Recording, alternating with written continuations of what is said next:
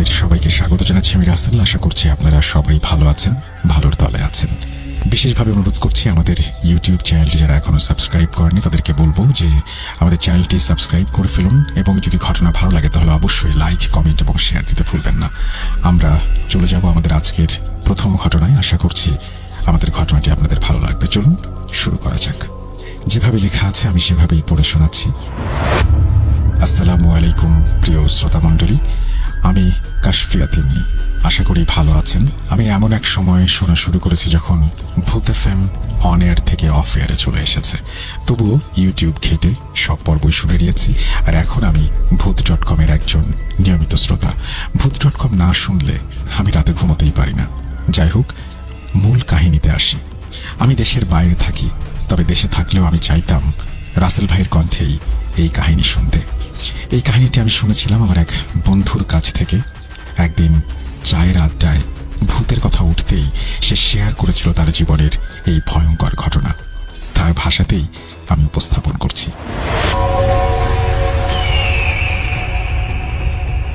চা দোকানে বসে আড্ডা দিচ্ছিলাম আমরা 5 বন্ধু, সাগর, রিয়াদ, সুমন, পল্টু আর আমি আদিব। প্ল্যানিং হচ্ছে এই ঈদের ছুটিতে কোথায় যাওয়া যায়।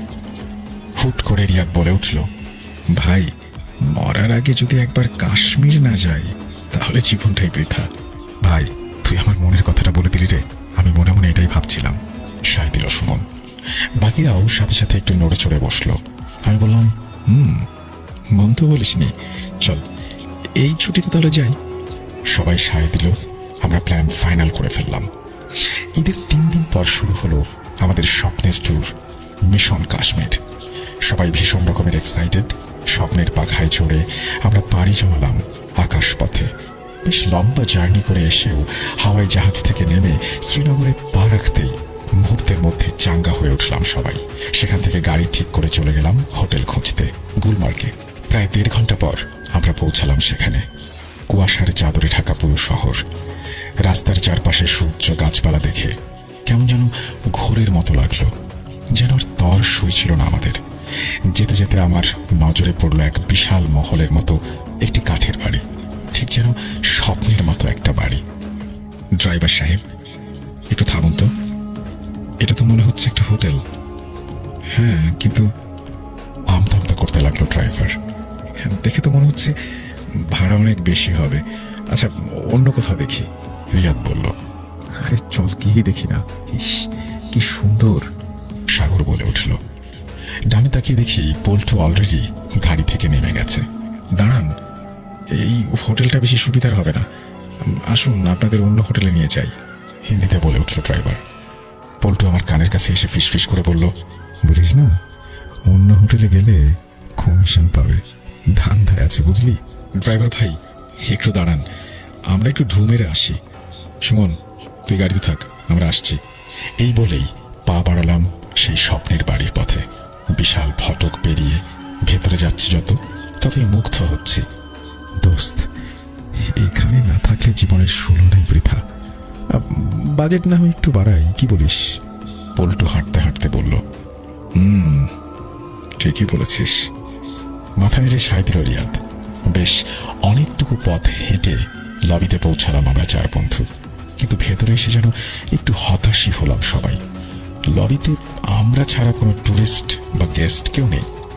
রিসেপশনে বিমর্ষ চেহারার এক লোক বসে আছেন। আমাদের দেখে একটু ভ্রু কুঁচকে তাকালেন। আমি ওনার কাছে গিয়ে জিজ্ঞেস করলাম, রুম হবে? রিসেপশনিস্ট লোকটা আমার পা থেকে মাথা পর্যন্ত চোখ বুলিয়ে নিলেন। তারপর বললেন, কয়জন আপনারা? 5 জন। আছে রুম, ভাড়া 2000 রুপি, ডুপ্লেক্স রুম 2000 রুপি। খুশিতে লাফিয়ে উঠল পল্টু আর সুমন। কিন্তু ভাড়া শুনে আমার মনে আচমকা সন্দেহের মিলাপ ও মেঘ ভর করতে শুরু করলো। এত সুন্দর হোটেলের ভাড়া এত কম কিভাবে সম্ভব? বুঝে উঠতে পারছিলাম না খুশি হব নাকি হব না। রিয়াদকে একটু সাইডে নিয়ে আমি জিজ্ঞেস করলাম, তোর মনে কি কোনো খটকা লাগছে? এই হোটেলের ভাড়া এত কম কিভাবে? আমার ভালো ঠেকছে না, চল কেটে পড়ি, অন্য কোথাও দেখি। পরে যদি সব লুটে ফুটে নেয় আমাদের।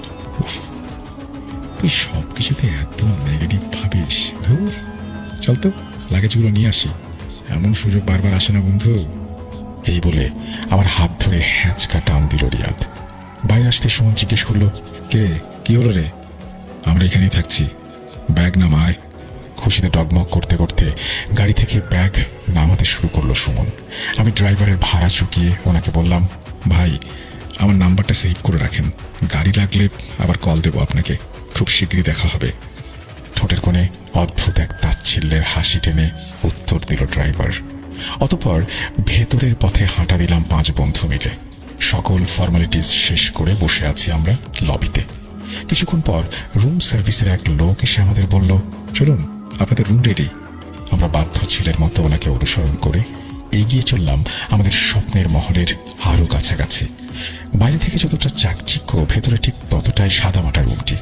তার উপর লবি থেকেও বেশ অনেকটা দূরে। তবে রুমে রাখা খাটটি দেখে বোঝা যাচ্ছে একসময় আভিজাত্যের কমতি ছিল না এখানে। সময়ের ব্যবধানে আর যত্নের অভাবে রুমের যে এই হাল হয়েছে তা দেখে বোঝা যাচ্ছে।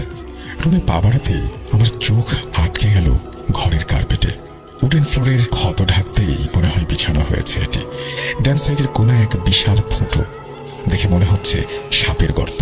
তা দেখে আমার গা কেমন শিউরে উঠল।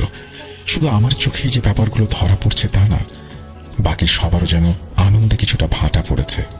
কিরে, বাইরে থেকে কি দেখলাম আর ভেতরে কি? নীরবতা ভেঙে বলল সুমন।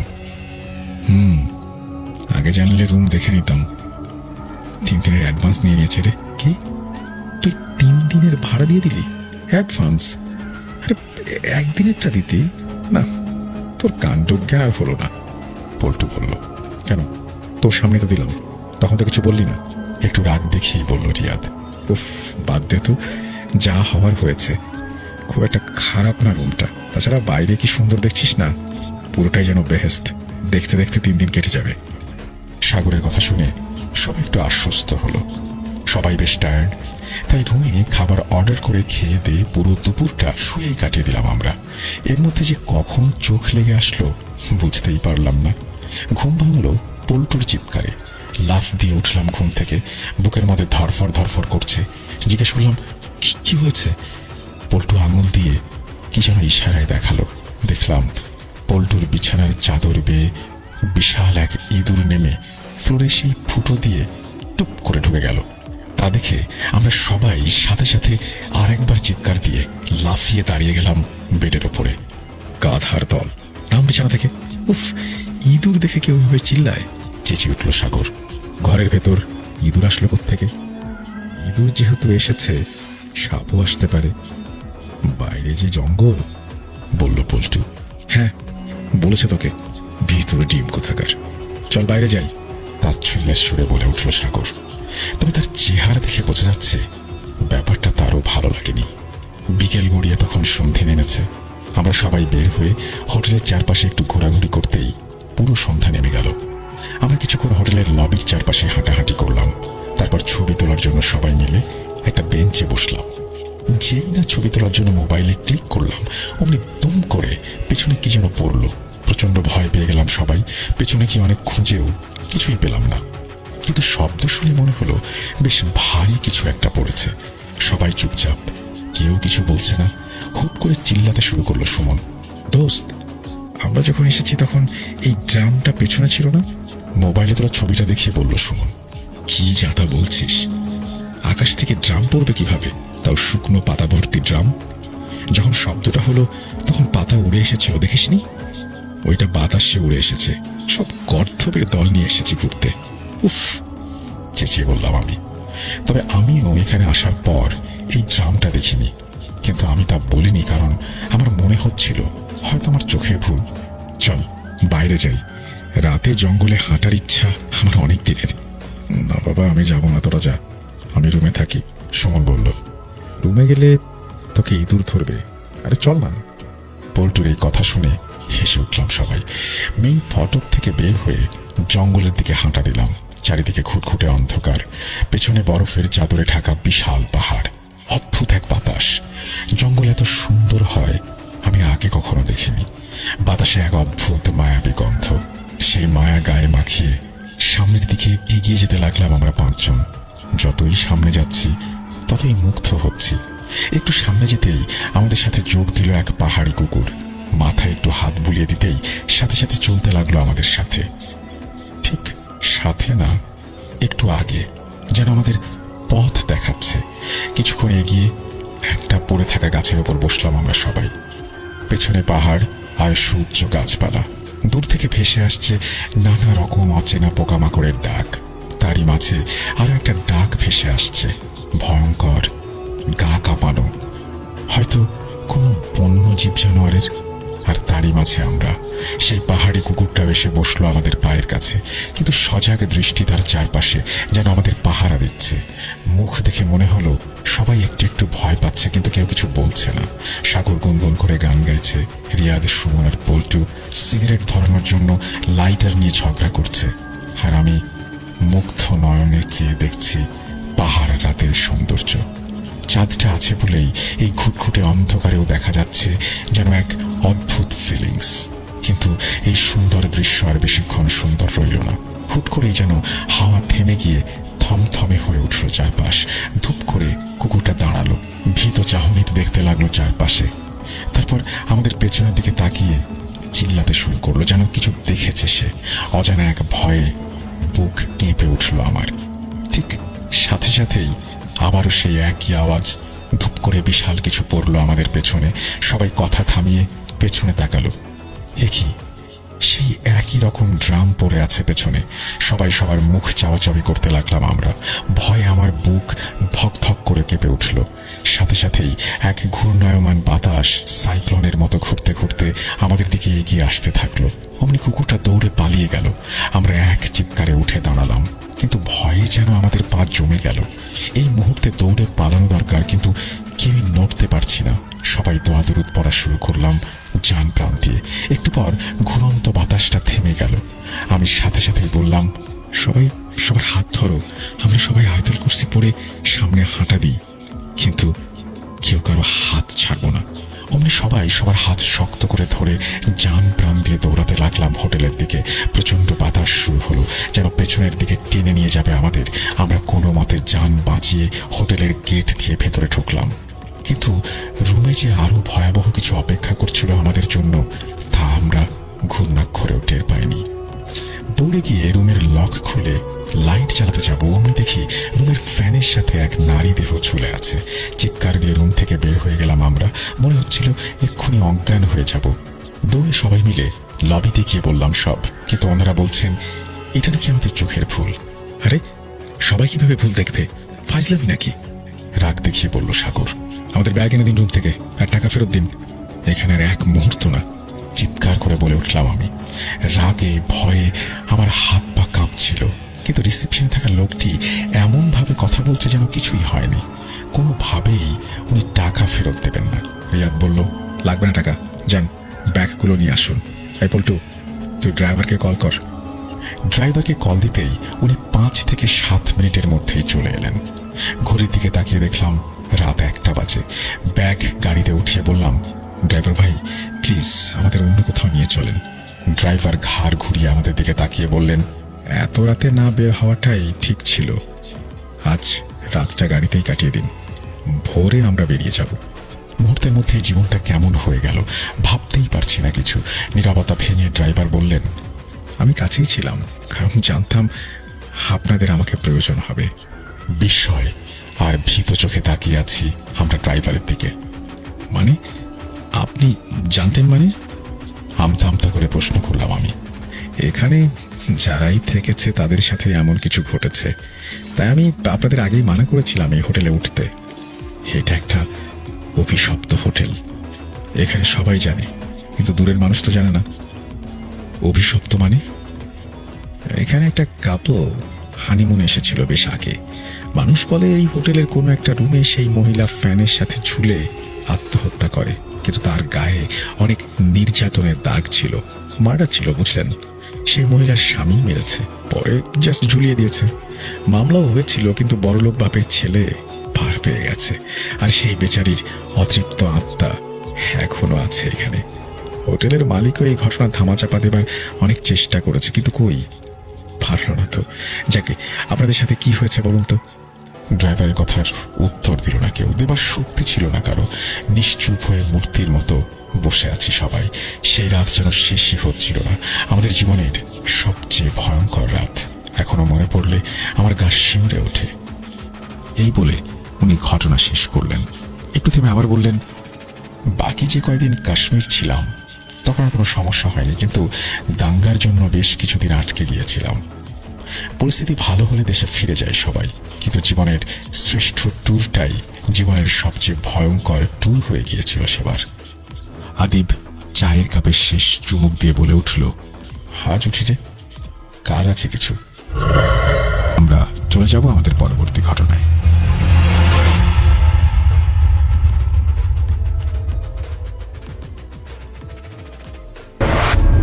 যেভাবে লেখা আছে আমি সেভাবেই পড়ছি। আশা করছি আপনারা প্রথম থেকে শেষ পর্যন্ত শুনবেন। জানিয়ে দিই, আপনারা শুনছেন ভূত.com। আমি রাস্তেল আছি সাথে। চলুন শুরু করা যাক। আসসালামু আলাইকুম রাসেল ভাই, আশা করি ভালো আছেন। আমি প্রান্ত, খুলনা থেকে। 2012 সাল থেকে ঘটনা শুনি, যখন আব্বুর সিম চুরি করে আপনাকে মেসেজ পাঠাতাম, কিন্তু আজ পর্যন্ত কোনো ঘটনা লিখতে পারিনি। তবে আজ একটা ঘটনা লিখছি, যদি ভালো লাগে পড়ে শোনাবেন, খুব খুশি হব। বর্তমানে আমি মালয়েশিয়াতে আছি এবং ঘটনা আমার ফ্রেন্ডের কাছ থেকে নেয়া। ঘটনাটা আমার বেস্ট ফ্রেন্ড তানভীরের খালার সাথে।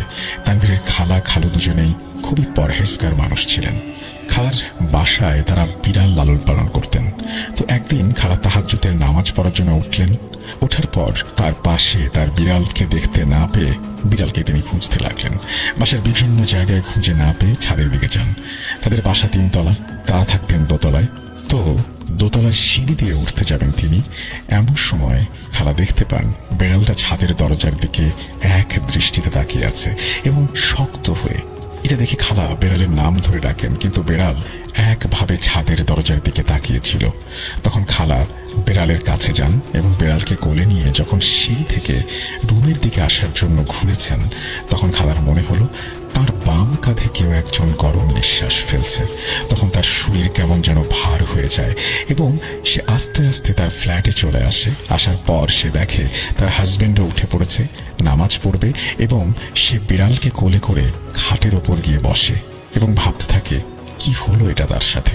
তখন বিড়ালটা তার কোল থেকে নেমে পাশের রুমে চলে যায় এবং যাওয়ার সাথে সাথে খালার মনে হয় ওনাকে কেউ ফ্রিজ করে দিচ্ছে।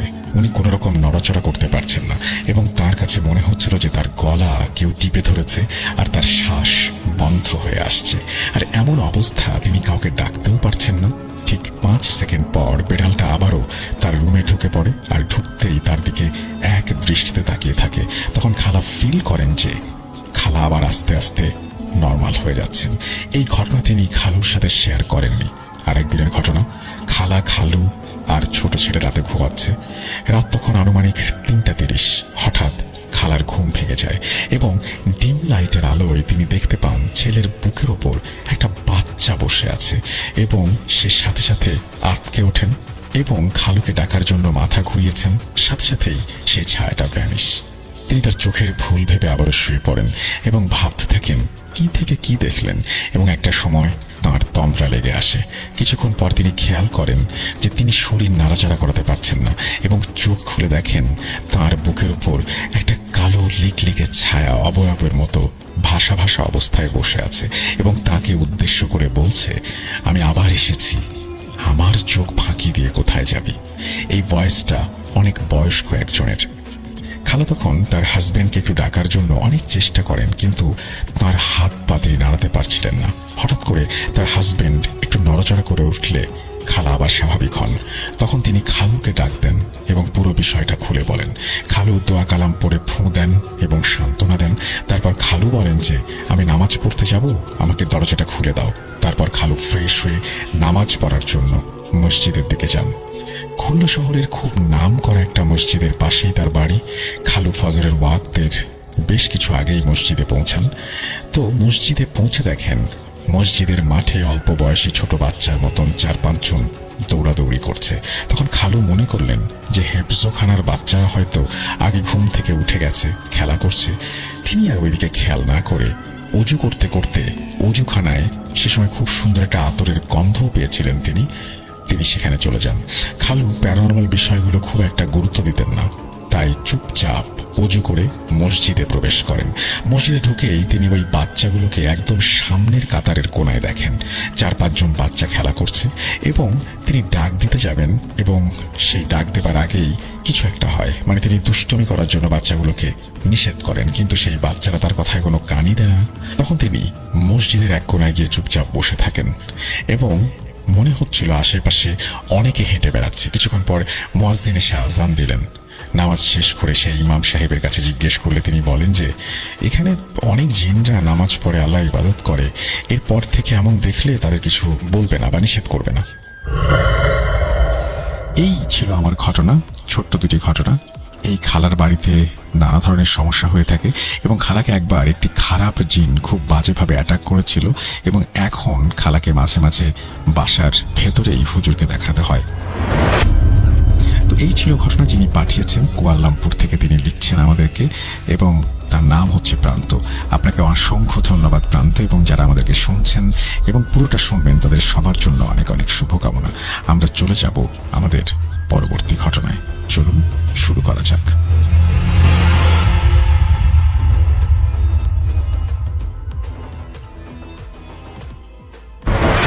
Welcome back. আপনাদের সবাইকে স্বাগত জানাচ্ছি। আমি রাসেল। আশা করছি আপনারা সবাই ভালো আছেন, ভালোর দলে আছেন। আমিও ভালো আছি, ভালোর দলে আছি। আমি তৃতীয় ঘটনায় যাচ্ছি এবং যেভাবে লেখা আছে সেভাবেই পড়ে শোনাচ্ছি। আসসালামু আলাইকুম রাসেল ভাই, আশা করি আপনি ভালো আছেন আর আপনি তো সবসময় ভালোর দলে থাকেন। আমি রাকিব, কুড়িগ্রাম জেলার রৌমারী উপজেলা থেকে বলছি। আমার বাসা অনেক দূরে হওয়ায় স্টুডিওতে আসা সম্ভব নয়, তাই ইমেইলে পাঠাচ্ছি। বেশি কথা না বলে ঘটনায় যাই। ঘটনাটা আমি সংগ্রহ করি আমার ভাইয়ের বন্ধুর কাছ থেকে। আমাদের কুড়িগ্রামের একটি ঘটনা। ঘটনাটি ফয়সাল ভাইয়ের কাছ থেকে শোনা। তার সাথেই ঘটনাটি ঘটে। তিনি আমায় যেভাবে বলেছেন আমি সেভাবেই বলছি। সুমন নামে আমার শৈশব কৈশোরের একজন বন্ধু ছিল, যে আত্মহত্যা করে মারা গেল। মরার আগে তার নাম ছিল খড়ি সুমন, অর্থাৎ অত্যন্ত শুকনো ছিল সে। মরার পরে নাম বদলে হয়ে গেল দড়ি সুমন। যা হোক, সন্ধ্যার আগ মুহূর্তে শুনতে পেলাম সুমন গলায় দড়ি দিয়েছে। বাড়ি থেকে দৌড়ে গিয়ে ওদের বাড়ির সীমানায় পৌঁছালাম। সবাই হুড়মুড় করে তাকে হাসপাতালে নিয়ে যাচ্ছে। এমন সময় ওর মা বললেন, বাবা সুমন, তুই এটা কি করলি? কষ্ট চেপে রেখে বাড়ি চলে এলাম। তখন রাতে দেরি করে বাইরে থাকা নিষিদ্ধ ছিল। সন্ধ্যায় লাশ হাসপাতালে নেওয়ার আগেই সুমন মারা যায়। হাসপাতাল থেকে লাশ পোস্টমর্টম করতে নিয়ে যাওয়া হয়। সুমনের মামা লাশ নিয়ে একা বসেছিলেন রাত 12টা পর্যন্ত। পরে তিনি ভয়ে আর সেখানে থাকতে পারেননি। সকালে যখন তিনি লাশের কাছে যান তখন দেখেন 4-5টা কুকুর লাশটাকে চাটছে, অর্থাৎ পা চাটছে। সকালে লাশ পোস্টমর্টমে নিয়ে যায়। সকাল 10টার দিকে লাশ ফেরত আসে। কাছ থেকে সুমনের লাশ দেখলাম, মাথায় বড় বড় সেলাই, মোটা সুতো দিয়ে। সেখান থেকে টপ টপ করে তাজা রক্ত পড়ছে। টেম্পু ভরে গেছে রক্তে। টেম্পুর নিচে রক্ত পড়ছে ফোঁটায় ফোঁটায়। লাশের কাছে কেউ যাচ্ছে না। লাশ ধোয়ানোর জন্য মসজিদ থেকে চৌকিও দেওয়া হয়নি। পরে একটা ভাঙাচোরা চৌকির ব্যবস্থা করা হলো। অনিচ্ছার সত্ত্বেও দুজন মিলে লাশ নামাতে গিয়ে ফেলে দিলেন। খেজুর পাতার পাটি ছিঁড়ে লাশ পড়ল নিচে। সুতা ছিঁড়ে বুকের 2 পাশ খুলে গেল। দেখলাম বুকের ভেতরটা ফাঁকা। সবাই কোনো রকমে লাশটাকে নিয়ে গেল চৌকির ওপরে। লাশ ধোয়ানোর মানুষ নেই। পরে সাবান গোলানো 3-4 বালতি গরম পানি দূর থেকে লাশের গায়ে ছুঁড়ে মেরে লাশ ধোয়ানো শেষ হলো। ফেলে দেয়া ঝুঁট দিয়ে একজন কোনো রকমে কিছুটা জায়গা মুছে দিল। তারপর কাফনে লাশটাকে জড়িয়ে জানাজা পড়ানোর জন্য নিয়ে যাওয়া হলো। আমরা দেখলাম জানাজা পড়তে হাতে গোনা 8-9 জন মানুষ এসেছে। তার মধ্যে আমরা 4 জন বন্ধুই ছিলাম। ইমাম সাহেব জানাজা না পড়িয়ে চলে গেলেন। তিনি আত্মহত্যা করা লাশের জানাজা পড়াবেন না। এরপরও জানাজা পড়ানো হলো। জানাজা পড়ালেন সুমনের বড় মামা। বিশ্বাস করবেন না, প্রায় 2 কিলোমিটার রাস্তায় আমরা 4 বন্ধু ছাড়া কেউ খাটিয়া কাঁধে নেয়নি। গোরস্থানে পৌঁছে দেখলাম মূল কবরস্থান থেকে দূরে বাঁশঝাড়ের ঝোপের ভেতর কোনো রকমে একটা কবর খোঁড়া হয়েছে। সেই কবরে কেউ নামতে যাচ্ছে না। কবরের কাছে গিয়ে দেখলাম হয়তো 7 দিন আগে খোঁড়া কবরের পাশে সুমনের কবর খোঁড়া হয়েছে। কবর খোঁড়ার সময় কবরের দেয়াল ফুটো হয়ে গেছে। ফুটো দিয়ে হড়হড় করে পাশের কবরের লাশের পচা গন্ধ আসছে। দুর্গন্ধে দাঁড়ানো যাচ্ছে না। সবাই মাথায় টুপি খুলে নাকে ধরেছে। কবরে নামার কেউ নেই। এমনকি সুমনের বড় মামা তিনি অসুস্থ হয়ে পড়লেন। বমি করতে করতে তাদের এমন অবস্থা হলো যেন আজকে আর বাড়ি যেতে পারবেন না। তাদেরও এখানে কবর দিয়ে যেতে হবে। কবরে নামার কেউ নেই। আমি বললাম আমি নামবো। আমার এক বন্ধু বলল আমিও নামবো। আমি আমার প্যান্ট গুটাতে লাগলাম। সুমনের এক মামাতো ভাই বললেন, অবিবাহিত কাউকে কবরে নামতে দিয়েন না, আমি নামছি। তিনি লুঙ্গি গুটিয়ে লাফ দিয়ে সেই পচা গলা পানির ভেতর নেমে পড়লেন। একাই কোলে তুলে নিলেন লাশ। একা কোলে নেওয়ার সময় হাত ফসকে পুরো লাশ পানির মধ্যে পড়ে গেল। আমরা উপরে দাঁড়িয়েছিলাম। পচা পানি ছিটিয়ে গা পর্যন্ত এসে পড়ল। সুমনের মামা পুরোপুরি ভিজে গেছেন। তিনি ওয়াক ওয়াক করছেন। কোন রকমের লাশ উত্তর দক্ষিণ সোজা করে দিয়ে কাফনের কাপড়ের গিট খুলে ওপরে উঠে আসলেন। আমার এক হাতে আমি নাক চেপে ধরেছি এবং বাঁশের চাটাই দিয়ে তাড়াতাড়ি কবরের মুখটা আর এক হাত দিয়ে ঠেকে দিলাম। এলোপাতাড়ি কবর দিয়ে কোন রকমে গোরস্থান ত্যাগ করলাম। বাড়ি আসার আগেই আমি সহ আমার সব বন্ধু অসুস্থ হয়ে পড়লাম। গোসল করেও গায়ের দুর্গন্ধ যায় না। সাবানের পর সাবান ঘষে ঘষে গোসল করলাম সবাই। সুমনের কাহিনী যদি এখানেই শেষ হতো তবে ভালো হতো, তবে কাহিনী এখান থেকেই শুরু। এরপর আমাদের বন্ধু এবং এলাকার অনেকের সাথে অনেক ঘটনা ঘটে। আমার সাথেও অনেক ঘটনা ঘটেছে। সেটা হলো, একবার এক বন্ধুর বাড়িতে গিয়ে ফিরতে ফিরতে অনেক রাত হয়ে গেল। রাত 11টার দিকে বন্ধুর বাড়ি থেকে ফিরে বাইকে উঠলাম। বাইকে করে যখন রহিমপুর গোরস্থানের কাছে এলাম তখন হঠাৎ বাইক বন্ধ হয়ে গেল। রাস্তার পাশে বাইক সাইড করে বসে বসে দেখছি আর ভাবছি, হলো কি? তেল আছে, সব ঠিক আছে, কিন্তু বাইক স্টার্ট নিচ্ছে না কেন? কিকের পর কিক মারছি আর নেমে নেমে দেখছি কি সমস্যা। মেজাজ খারাপ। সিগারেট ধরিয়ে টানছি আর দেখছি। যখন বাইকের এই অবস্থা তখন বাইকের ওপারে এসে সুমন দাঁড়ালো।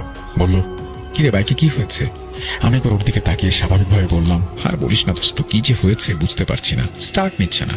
তুই এখানে কি করিস? সুমন বলল, একটু ঘুরতে বের হয়েছি, একা একা ভালো লাগছিল না। আমি দাঁড়িয়ে হাতে লেগে যাওয়া প্লাগের কালি মুছতে মুছতে দেখি বাইক স্টার্ট নেয় কিনা। এই বলে কিক মারতেই বাইক স্টার্ট নিল। আমি বললাম, থাক, গেলাম। এই বলে বাইক নিয়ে দিলাম এক টান। বেশ কিছু দূর আসার পরে আমার মনে হলো, এইমাত্র কার সঙ্গে কথা বললাম আমি? সুমনের সঙ্গে। এও কি সম্ভব? সুমন তো আজ থেকে 5 বছর আগে মারা গেছে। তাহলে আমি কার সঙ্গে কথা বললাম? বাইকের ওপরেই আমি যেন জমে গেলাম। গ্রামের ভাঙাচোরা রাস্তায় 80তে স্পিড তুলেছি। মনে হচ্ছে তবুও বাড়ি অনেক দূর।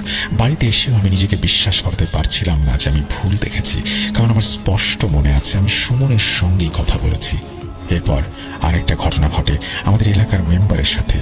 এলাকায় টানা 8 বার নির্বাচিত মেম্বার, তিনি অসুস্থ থেকে মারা গেলেন। কয়েকদিন আগে অসুস্থতা সম্পর্কে জানতে পারলাম তার বাড়ির কাজের মানুষের কাছে। সুমন যখন মারা গিয়েছিল তখন মেম্বার সাহেব অনেককে সুমনের জানাজায় নিষেধ করেছিল যেতে।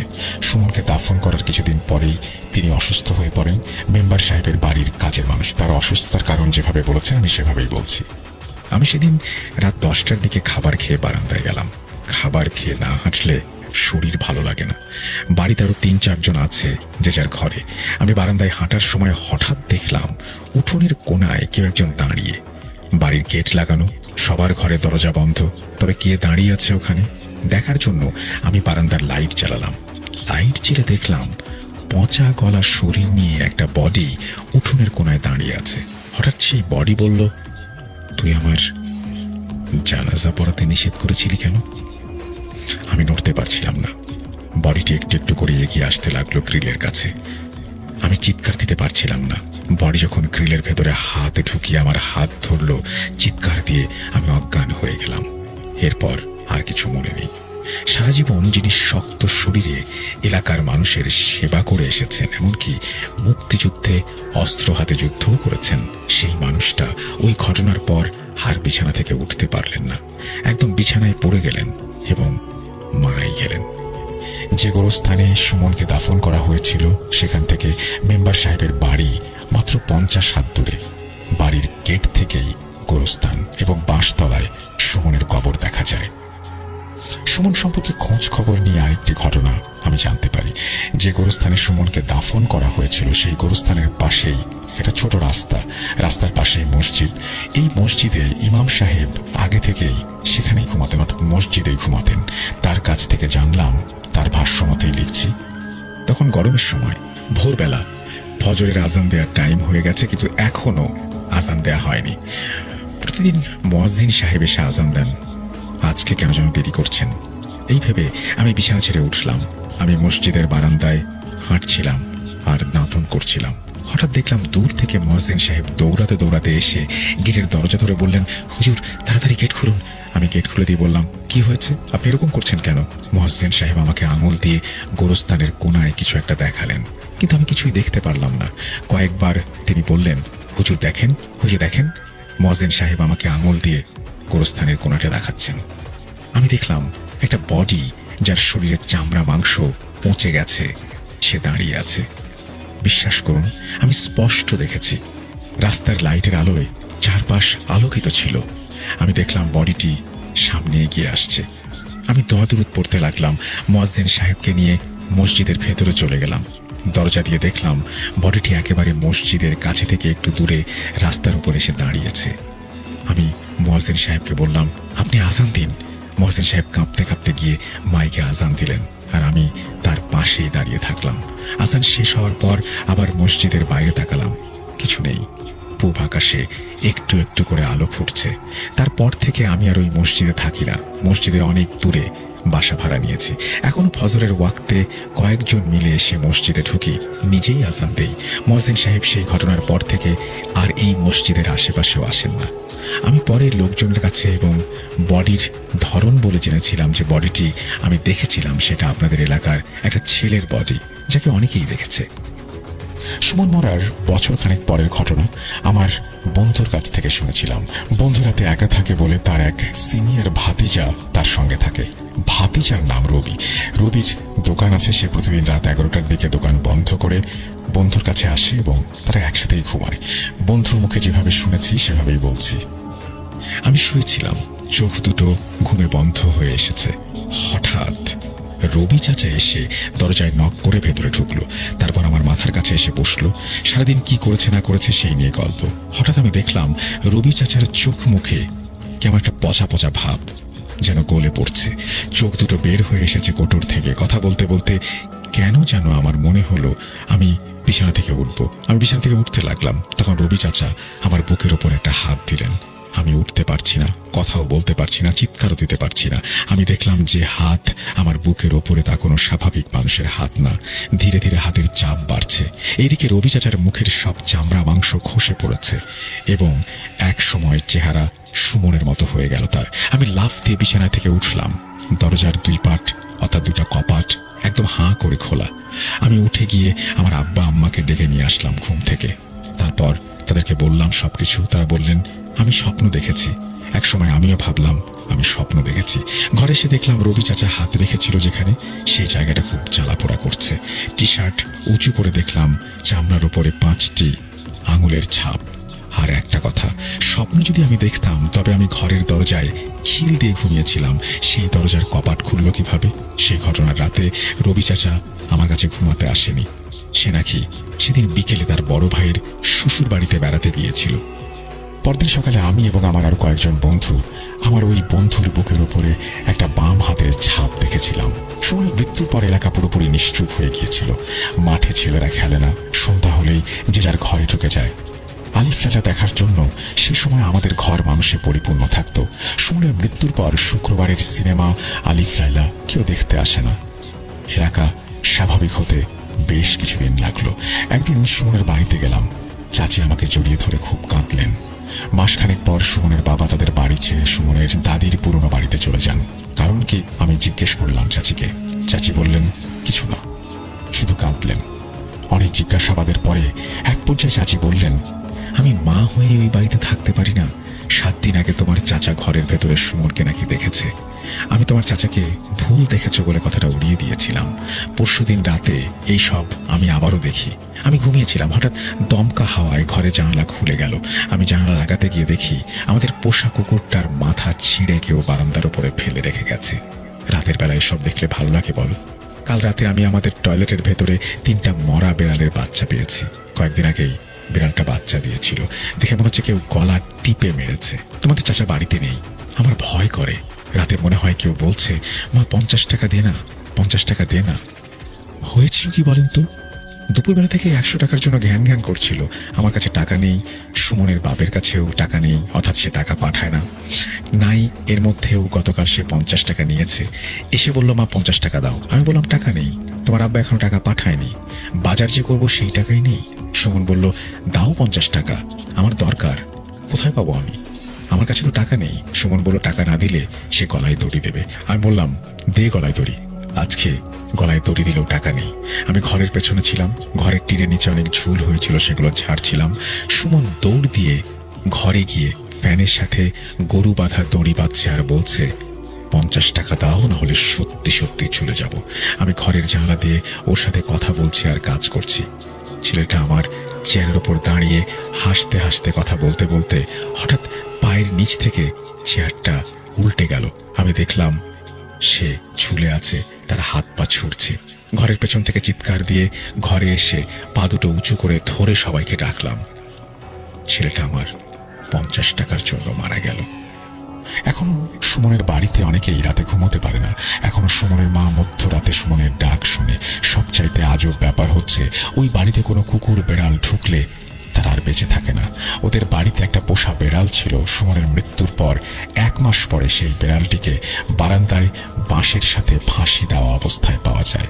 এখনো সুমনের মা চাচিকে যখনই দেখি, তার চোখে মুখে একটা আতঙ্ক দেখে বোঝা যায় তিনি কিছু একটা লুকিয়ে রাখার চেষ্টা করছেন। সেই কষ্টটা কি ধরনের কষ্ট নাকি ভয় আমার জানা নেই। এই বলে তিনি তার ঘটনা শেষ করেছেন। আশা করছি এই ঘটনা আপনাদের ভালো লেগেছে। যদি ভালো লাগে অবশ্যই আমাদেরকে জানাবেন। আমরা এখন চলে যাব এমন কিছু ঘটনায়, যে ঘটনাগুলো হয়তো আপনারা আগেও শুনেছেন বা শোনেননি বা বারবার শুনতে চান। চলুন কথা না বাড়িয়ে আমরা এখন সেই ঘটনাগুলোতে যাই।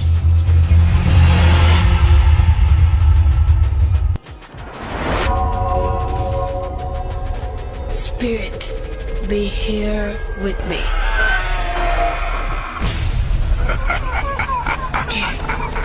Get on it.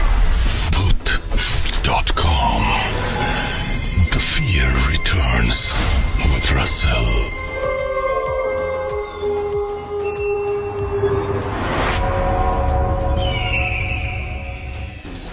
সকালবেলা পরিবারের সদস্যরা দেখলো গাব গাছগুলো দুমড়ানো মুচড়ানো, গাছের ডালগুলো ভেঙে নিচের দিকে ঝুলে আছে। তারপর দুই মামা আবার ওঝা ফকির খোঁজাখুঁজি শুরু করলেন। দিন যায়, রাত যায়, কিন্তু শুধু অপেক্ষা আর অপেক্ষা, কোনো খোঁজই মিলছিল না। এদিকে এক আজব ব্যাপার ঘটে। আস্তে আস্তে সাইফের অবস্থা স্বাভাবিক হতে শুরু করে। পরিবারের সদস্যরা অবাক হয়ে এই পরিবর্তন দেখছিল। সবার সাথে সুন্দর ব্যবহার, ঠিকমতো খাওয়া দাওয়া, এমনকি নামাজ কালাম পড়া, একদম স্বাভাবিক মানুষের মতো। এবার 5-7 দিন চলে। প্রতিদিনের মতো একদিনের কথা, দুপুরবেলা আন্টি মানে সাইফের আম্মু সাইফকে গোসল করিয়ে শরীর মুছে দিল। তারপর প্রতিদিনের মতো আন্টি লোহার শিকল দিয়ে বাঁধবে। তখন সাইফ বলল, আম্মু, এই লোহার শিকল আমাকে ব্যথা দেয়, আমার কষ্ট হয়, আমি কোথাও যাব না, শুধু ঘরের মধ্যে থাকবো, তুমি আমাকে বেঁধে রেখো না। আন্টি এসব কথা শুনে অঝরে কান্নাকাটি শুরু করে। মা কখনো সন্তানের কষ্ট কি সহ্য করতে পারে? তারপর আন্টি সত্যি সত্যি বাঁধলেন না, লোহার শিকল অন্য জায়গায় রেখে দিলেন। এই ঘটনা বিকেলে দুই মামা জানতে পারে। তারা দুইজন রেগে মেগে একদম ফায়ার, আন্টির সাথে রাগারাগি করে। বড় মামা লোহার শিকল হাতে নিয়ে আবার বাঁধতে যাবে, তখন আন্টি বলেন, বাঁধিস না, অনেকদিন তো স্বাভাবিক জীবনযাপন করতেছে, তাই একটু পরীক্ষা করে দেখি আল্লাহর রহমতে ঠিক হলো কিনা। আন্টি আরো অনেকভাবে বুঝিয়ে শুনিয়ে মামাকে রাজি করালেন। তারপর আন্টির কান্নাকাটি দেখে মামাও খুব ইমোশনাল হয়ে পড়েন। এরপর মামা আর কিছু বললেন না। সেদিন মাগরিবের নামাজের পরপরই ঘটে আরো একটি ঘটনা। সাইফ কোন একটি বাহানা ধরে ঘর থেকে বাইরে বের হয়। পরিবারের সদস্যরা বাইরে বের হতে নিষেধ করে, কিন্তু সাইফ বলল, আমি কোথাও যাব না, শুধু ঘরের দরজার সামনে একটু দাঁড়াবো। ঘর থেকে বের হওয়া পর্যন্ত একদম ঠিকঠাক। বাড়িটা সম্পর্কে একটু বর্ণনা করি। বাড়ির মধ্যে বেশ কয়েকটি ঘর বাড়ি, বাড়ির সামনে উঠান, উঠানের দক্ষিণ দিকে পুকুর, বাড়ির পেছন দিক থেকে মূলত শুরু এবং বাড়ির উঠানের উত্তর দিক এবং কিছু অংশ জুড়ে বিশাল বড় একটা ধান ক্ষেত। ঠিক উঠানের উত্তর দিকে ধান ক্ষেতের কিছুটা দূরে একটা ছাড়া বাগান। কথিত আছে মহান মুক্তিযুদ্ধের আগে এই ছাড়া বাগানে মানুষজনের বসত বাড়ি ছিল, কিন্তু দুষ্টু জিনের উপদ্রবের কারণে সবাইকে ভিটাবাড়ি ত্যাগ করতে হয়েছে। এরপর জায়গাটি পরিত্যক্ত হয়ে যায়। এখানে কোনো মানুষজন চলাফেরাও করতে চায় না সহজে। ফলে ধীরে ধীরে ঝোপঝাড় ও বন জঙ্গলে পরিণত হয়েছে এই স্থানটি। এই বাগান স্থানীয় লোকমুখে ছাড়া বাগান নামে পরিচিতি লাভ করে। এখন সাইফ ঘর থেকে বের হয়ে দরজার সামনে দাঁড়ায়, তখন আন্টি বললেন, রাত বিরেতে বাইরে কি করো, এখনই ঘরে আসো। কিন্তু সাইফ কোনো উত্তর করে না। তারপর আন্টি বকাঝকা করে। বলে রাখা ভালো, সেই সময় বৃষ্টির দিন ছিল, ক্ষেত ভরা ধান ছিল, মেঠো পথে কাদা, গ্রামের নিচু জায়গাগুলোতে পানি উঠেছে। তখন সাইফ আন্টির কথা তোয়াক্কা না করে চুপচাপ উত্তর দিকে ধান ক্ষেতের দিকে হাঁটা শুরু করে। কিন্তু সাইফ সন্ধ্যা রাতে ধান খেতে কাদা মাটি গায়ে লাগাতে যাবে কেন? আন্টি এই দৃশ্য দেখে তখনই চিৎকার দিয়েছে। আন্টি বললেন যে ও আবার পাগলামি শুরু করেছে, তোরা কে কোথায় আসিস রে, তাড়াতাড়ি কেউ ওকে ধর। এই কথা বাড়ির সবাই শুনতে পায়। সঙ্গে সঙ্গে মামাতো ভাইয়েরা বের হয়ে আসে। তারা এসে দেখে সাইফ উত্তর দিকে হাঁটছে। এদিকে মামাতো ভাইয়েরা তো বের হয়ে আসছেই, সেটা সাইফ আবার দেখতে পেয়েছে। তখন সাইফ কি করেছে, ধান ক্ষেতের দিকে জোরে দৌড় দিয়েছে। তখন দুই মামাতো ভাই ডাকাডাকি চিল্লাচিল্লি করতে করতে পিছু নিয়েছে সাইফের। এদিকে দুই মামা হাতে টর্চ লাইট নিয়ে বের হয়েছেন। এর মধ্যেই বাড়ির মধ্যে অন্য যারা ছিলেন তারাও বের হয়ে আসছেন। বলা বলি কোয়াকই শুরু হয়। কেউ কেউ বলে, চিল্লাচিল্লি কিসের, ঘটনা কি হয়েছে? কারণ তারা তো আসলে তখনও বুঝতে পারেন নাই। তারা যখন এই কাণ্ড শুনেছেন তখন যে যার মতো সাইফের পিছনে ছোটাছুটি শুরু করে দিয়েছেন। এসব কাণ্ড মাত্র 1 মিনিটের মধ্যে হয়েছে। এদিকে মামা টর্চ জ্বালিয়ে যা দেখলেন সেটা আসলেই রোমহর্ষক। মামা টর্চ লাইট জ্বালিয়ে দেখলেন সাইফ ধান ক্ষেতের উপর দিয়ে, শূন্যের উপর দিয়ে উড়ে উড়ে যাচ্ছে। আর তার এবং তার দুই ভাইয়ের, মানে দুই সন্তান, দুই মামাতো ভাই ক্ষেতের মধ্যে থেকে আইল ধরে সাইফের পিছু নিচ্ছে। এই দৃশ্য সবাই দেখতে পেয়েছে। বাড়ির মহিলারা ভয়ে জোরে চিৎকার শুরু করে এবং আল্লাহ আল্লাহ বলে ডাকতে থাকে। বাড়ির পুরুষ সদস্য দ্রুত সাইফের দিকে ছুটতে থাকে। এদিকে সাইফ ধান ক্ষেতের উপর দিয়ে উড়ে উড়ে একটা তাল গাছের গোড়ায় গিয়ে দাঁড়ায়। বলে রাখা ভালো, এই তাল গাছ পেরিয়ে একটুখানি সামনে গেলে সেই ভয়ানক নির্জন ছাড়া বাগান। এদিকে পরিবারের সদস্যরা ধান ক্ষেতের আইল ধরে পিছু পিছু তাল গাছের কাছাকাছি আসলেন। এদিকে সাইফ বাড়ির সবাইকে ছুটে আসতে দেখে তাল গাছের নিচ থেকে ওই সারা বাগানের মধ্যে চলে যায়। আগে বলা হয়েছে সেই সময়ে বাগানের মধ্যে হাঁটু পর্যন্ত কাটা। ওদিকে বাড়ির সবাই চিল্লাচিল্লি করতে করতে পিছু পিছু আসে। ওনারা বাগানের মধ্যে এসে দেখেন যে একটি গাছের নিচে সাইফ সেন্সলেস অবস্থায় পড়ে আছে। একটি অদ্ভুত ব্যাপার সবাই লক্ষ্য করে, তখন সাইফের হাত পা বা শরীরের কোথাও এক চুল পর্যন্ত কাদামাটি নাই, অথচ উপস্থিত সকলের সারা শরীরে কাদামাটি লেগে একদম জাতা অবস্থা। যাই হোক, তখনকার মতো সাইফকে বাগানের মধ্যে থেকে বাড়িতে নিয়ে আসা হয়। সবাই বাড়ি এসে গোসল করে এবং আন্টি সাইফের শরীর মুছে দেয়। সম্ভবত এর 1 ঘন্টা পর সাইফের জ্ঞান ফেরে। সাইফ চোখ খুলে আবিষ্কার করে যে সে তার নিজ বাড়িতে আছে। পরিবারের সদস্যরা পাশে বসে আছে, নানি আর আন্টি কান্নাকাটি করছে। এরপর মামা সাইফের কাছে কি হয়েছে সবকিছু জানতে চান, কিন্তু সাইফ শুধু ঘর থেকে বের হয়েছে এতটুকু বলতে পারে। এরপর কি হয়েছে তা তার মনে নাই, এমনটাই জানায় আর কি। একথা শুনে পরিবারের সদস্যরা প্রচন্ড ভয় পায় এবং খুব পেরেশানির মধ্যে পড়ে যায়। কোন রকমে সেই রাতটা পার হয়। পরদিন একদম ভোরবেলা দুই মামা আবার ওঝা ফকির খুঁজতে বের হন। বরিশালের এমন কোনো জায়গা নাই যেখানে তারা যান নাই বা খোঁজ করেন নাই। এদিকে ওঝা ফকির খুঁজতে খুঁজতে হয় না, শত চেষ্টার পরও খোঁজ মেলে না। আবার কারো খোঁজ মিললে এই কাজ করতে অস্বীকৃতি প্রকাশ করতেন। এদিকে মাদ্রাসার ছাত্ররা সময় পেলে সাইফকে দেখতে আসতো। ছাত্রদের মাধ্যমে মোয়াল্লেম হুজুর তথ্য নিতেন। মোয়াল্লেম হুজুর সাইফকে খুব ভালোবাসতেন, স্নেহ করতেন। সাইফের সাথে ভয়ানক ঘটনা ঘটেছে এই কথা ছাত্রদের কাছ থেকে মোয়াল্লেম হুজুর জানতে পারলেন। তখন রাকিব নামে একটি ছাত্রকে সঙ্গে করে মোয়াল্লেম হুজুর সাইফকে দেখতে বাড়িতে আসেন। তখন সাইফের পরিবারের সদস্যরা সবাই বাড়িতে অবস্থান করছিলেন। তখন মোয়াল্লেম হুজুর সবাইকে উদ্দেশ্য করে বললেন, জিন জাতিকে আল্লাহ সুবহানাহু ওয়া তাআলা দীর্ঘদিন হায়াতে বাঁচিয়ে রাখেন, যা মানুষের আয়ুর তুলনায় অনেক অনেক বেশি। জিনদের প্রস্তাবে কখনো ভুলেও সম্মতি প্রকাশ করবেন না। এর কারণ হলো বেশিরভাগ জিন মানুষকে সুখে থাকার স্বপ্ন দেখিয়ে ওদের দেশে নিয়ে যায়, কিন্তু শেষটা মোটেও সুন্দর হয় না। এর কারণ হলো আমাদের 45 থেকে 50 বছর হয়ে গেলেই যৌবন ফুরিয়ে যায় অথবা আমরা বৃদ্ধ হয়ে পড়ি, তাই না? ঠিক এই সময়টিতে আমরা একা চলাফেরা করতে পারি না। আমাদেরকে চলাফেরা করতে হলে অন্যের সাহায্যের প্রয়োজন হয়।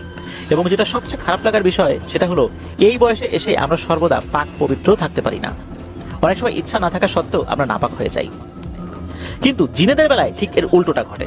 সেটা হলো ওরা মৃত্যুর আগে একদম তরতাজা যুবক যুবতী হয়ে মৃত্যুবরণ করে এবং ওরা বয়স্ক অবস্থাও সচল থাকে।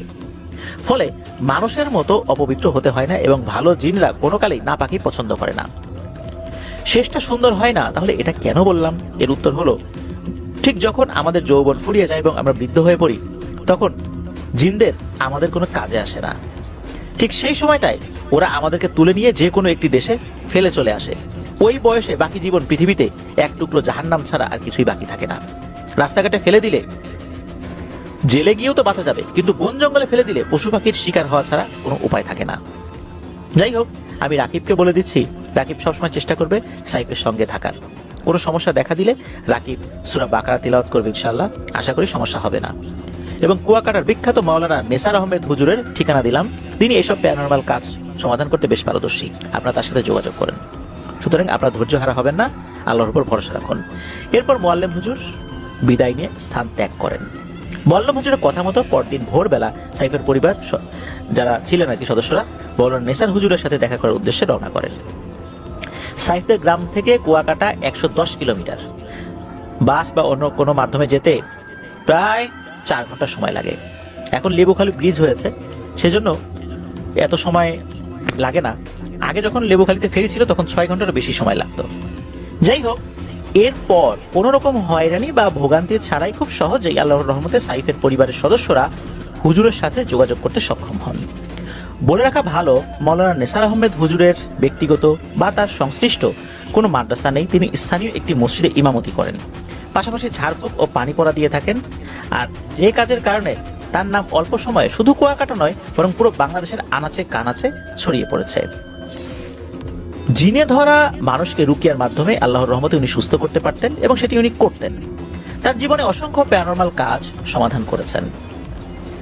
হুজুরের বয়স আনুমানিক 60 বছর হবে। যাই হোক, যারা তাকে পার্সোনালি চিনে থাকেন বা চেনেন জানেন, তারা এই বিষয়গুলোর উপরে পরিচিত থাকবেন নিশ্চয়ই।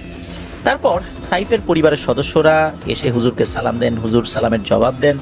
এরপর দুই মামা হুজুরকে সকল ঘটনা খুলে বলেন। হুজুর মনোযোগ দিয়ে পুরো ঘটনা শুনলেন। এরপর হুজুর সব কথা শুনে বললেন, দেখুন, আমার বয়স হয়েছে, এই বয়সে এসে দেশ বিদেশে গিয়ে আমি রুগী দেখতে পারি না। বার্ধক্যজনিত কারণে আমার বিভিন্ন জায়গায় যেতে খুব কষ্ট হয়।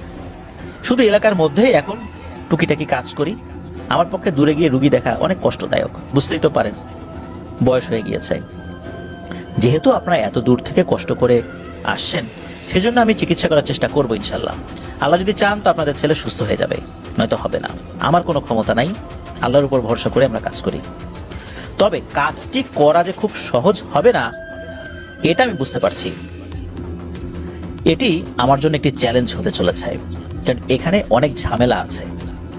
আপনাদের একটি কথা বলে দিতে চাই, আমার একার পক্ষে এই কাজ করা সম্ভব হবে না, কারণ বয়সের ধকল আমি সইতে পারবো না।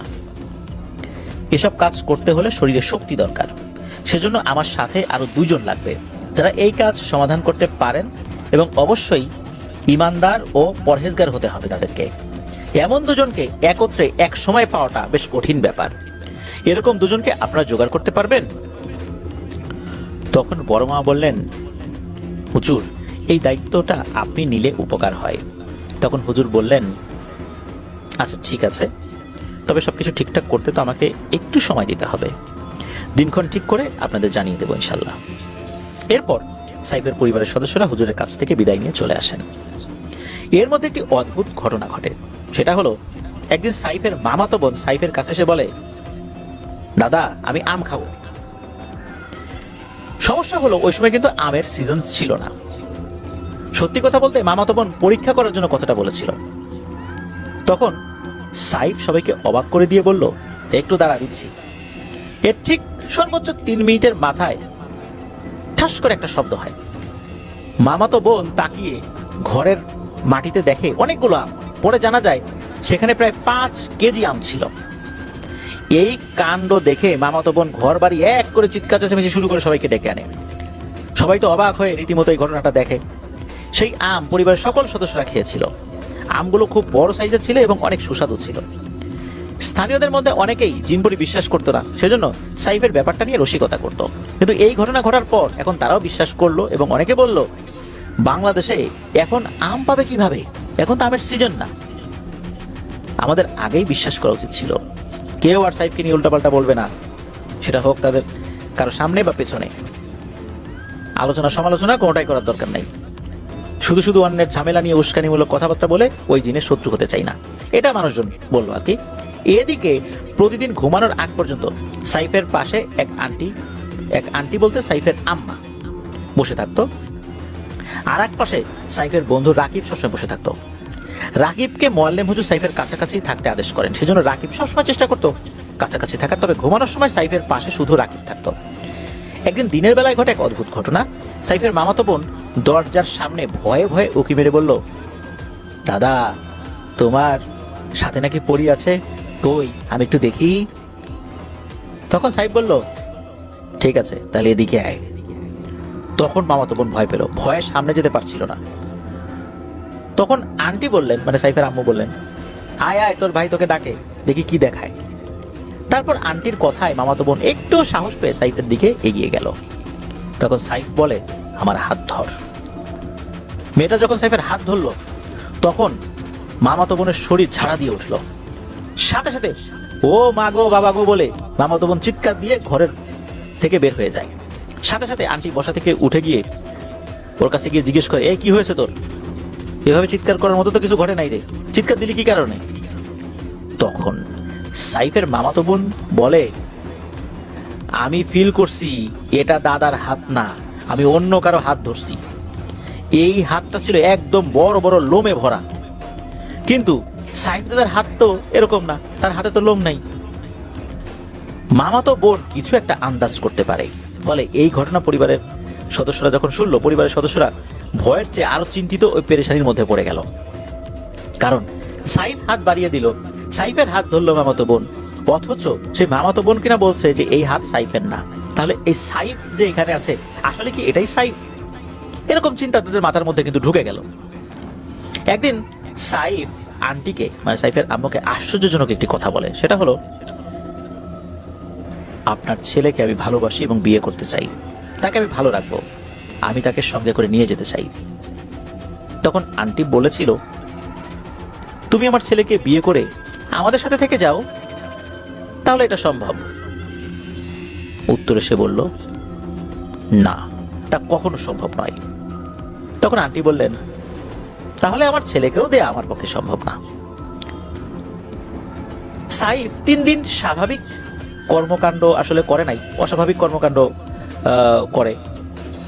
এরপর আস্তে আস্তে তার অস্বাভাবিক কর্মকাণ্ড আরো বেড়ে যেতে থাকে। 3 দিন একটু অস্বাভাবিক ছিল, আর এরপরে তার কোমরে আবার শক্ত করে শিকল বাঁধা হলো। ওদিকে মাওলানা সাহেব একটা প্রস্তুতি নিচ্ছিলেন, একদিন একটা ডেট দিয়ে দিলেন। তখন 2 মামা মোয়াল্লেম হুজুরকে বিস্তারিত জানালেন। মোয়াল্লেম হুজুর বললেন যে আপনারা চিন্তা করবেন না, সেদিন আমি এবং হাফিজ সাহেব হুজুর যথাসময়ে উপস্থিত থাকবো ইনশাল্লাহ। এরপর 2 মামা কিছুটা সাহস পেলেন। মোয়াল্লেম হুজুরের কাছ থেকে বিদায় নিয়ে যথারীতি বাড়িতে ফেরত আসলেন। এদিকে মাওলানা নেসার আহমেদ হুজুরের সাথে দেখা করার ঠিক 1 সপ্তাহের মধ্যে সেই নির্ধারিত দিন চলে আসলো। বাড়িতেও সেভাবে প্রস্তুতি নেওয়া হলো। যথাসময়ে মোয়াল্লেম হুজুর এবং হেফজখানার হাফিজ সাহেব হুজুর উপস্থিত হলেন। ঠিক মাগরিবের পর মাওলানা নেসার আহমেদ হুজুর এবং সঙ্গে আরো 2 জনকে সঙ্গে নিয়ে বাড়িতে আসলেন। তারা মোট 3 জন আসলেন। ওনারা যখন বাড়ির উঠোনে চলে আসছে, তখনই সাইফ পাগলামি শুরু করতে লাগলো। ঘরের টিনে লাথি মারা আরম্ভ করলো, ধূপধাপ টিন ভেঙে ফেলা শুরু করলো, টিন ভাঙার বিকট আওয়াজ শুরু হলো। ওনারা এসেই দ্রুত বাড়ির চারপাশে গোল করে বালি ছিটিয়ে দেন। এদিকে গ্রামের লোকজন এসে ভিড় করে, কিন্তু হুজুর বললেন, এখানে যা কিছু হোক এই বাড়িতে কেউ আসবেন না, প্লিজ আপনারা চলে যান, আর ঘরের যারা আছেন তারা ঘরে থাকার চেষ্টা করেন। ঘর থেকে যদি কেউ বের হন, তাহলে যা ঘটনা ঘটবে তার জন্য আপনাদেরকে কিন্তু দায়ী হতে হবে এবং এর ফলাফল আপনাদেরকে বয়ে বেড়াতে হবে। তারপর ওনারা যেই না ঘরে প্রবেশ করলেন, তখনই সাইফ অদ্ভুত আচরণ শুরু করে। ওনাদের দিকে তেড়ে যাচ্ছিল, চোখ দুটো ছিল লাল টকটকে। তারপর তিনি এসে পরিবারের মহিলা এবং বাচ্চা সদস্যদের জন্য অন্য একটি রুম ফিক্সড করতে বলেন এবং সেই রুমে সরে যেতে বললেন। এরপর হুজুর ঘরের মধ্যে একটি জায়গা নির্বাচন করে বসলেন, আর সাইফকে নেসার আহমেদ হুজুরের ঠিক সামনে বসানো হলো। ঠিক মাওলানা নেসার আহমেদ হুজুরের পেছনে মোয়াল্লেম হুজুর এবং হেফজখানার হাফেজ সাহেব হুজুর বসলেন আর সাইফকে দুই মামা ধরে বসলেন। ওনার সাথে থাকা দুজন হুজুর মোমবাতি জ্বালিয়ে দেন। এরপর রুকিয়া শুরু হয়। পাশাপাশি মাওলানা সাহেবের সঙ্গে থাকা দুজন হুজুর সব ধরনের সহযোগিতা করছিলেন। এর মধ্যেই ঘরের চারদিকে প্রচন্ড জোরে গাছপালা ভাঙচুর হওয়ার আওয়াজ আসতে থাকে। মনে হচ্ছিল একটি ঝড় এসে ঘরবাড়ি ভেঙে চুরে ফেলবে। তখন সাইফের পরিবারের সদস্যরা ভয়ে আল্লাহু আকবার বলে জোরে জোরে চিৎকার করতে শুরু করে।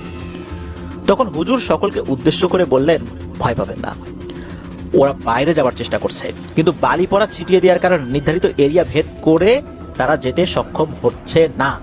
আমি পুরো বাড়ি বন্ধ করে দিয়েছি। আপনারা ভয় না পেয়ে আল্লাহর উপর ভরসা রাখুন। তিনি যদি চান তাহলে এই কাজে আমরা সফল হতে পারবো ইনশাআল্লাহ। হুজুরের কথা শুনে পরিবারের সদস্যরা শান্ত হন। এরপর হুজুর বিশেষ কিছু দোয়া কালামের মাধ্যমে সাইফের শরীরে জিন ভর করাতে সক্ষম হন। তারপর হুজুর অনেক প্রশ্ন করেন, কিন্তু কোনো জবাব আসে না।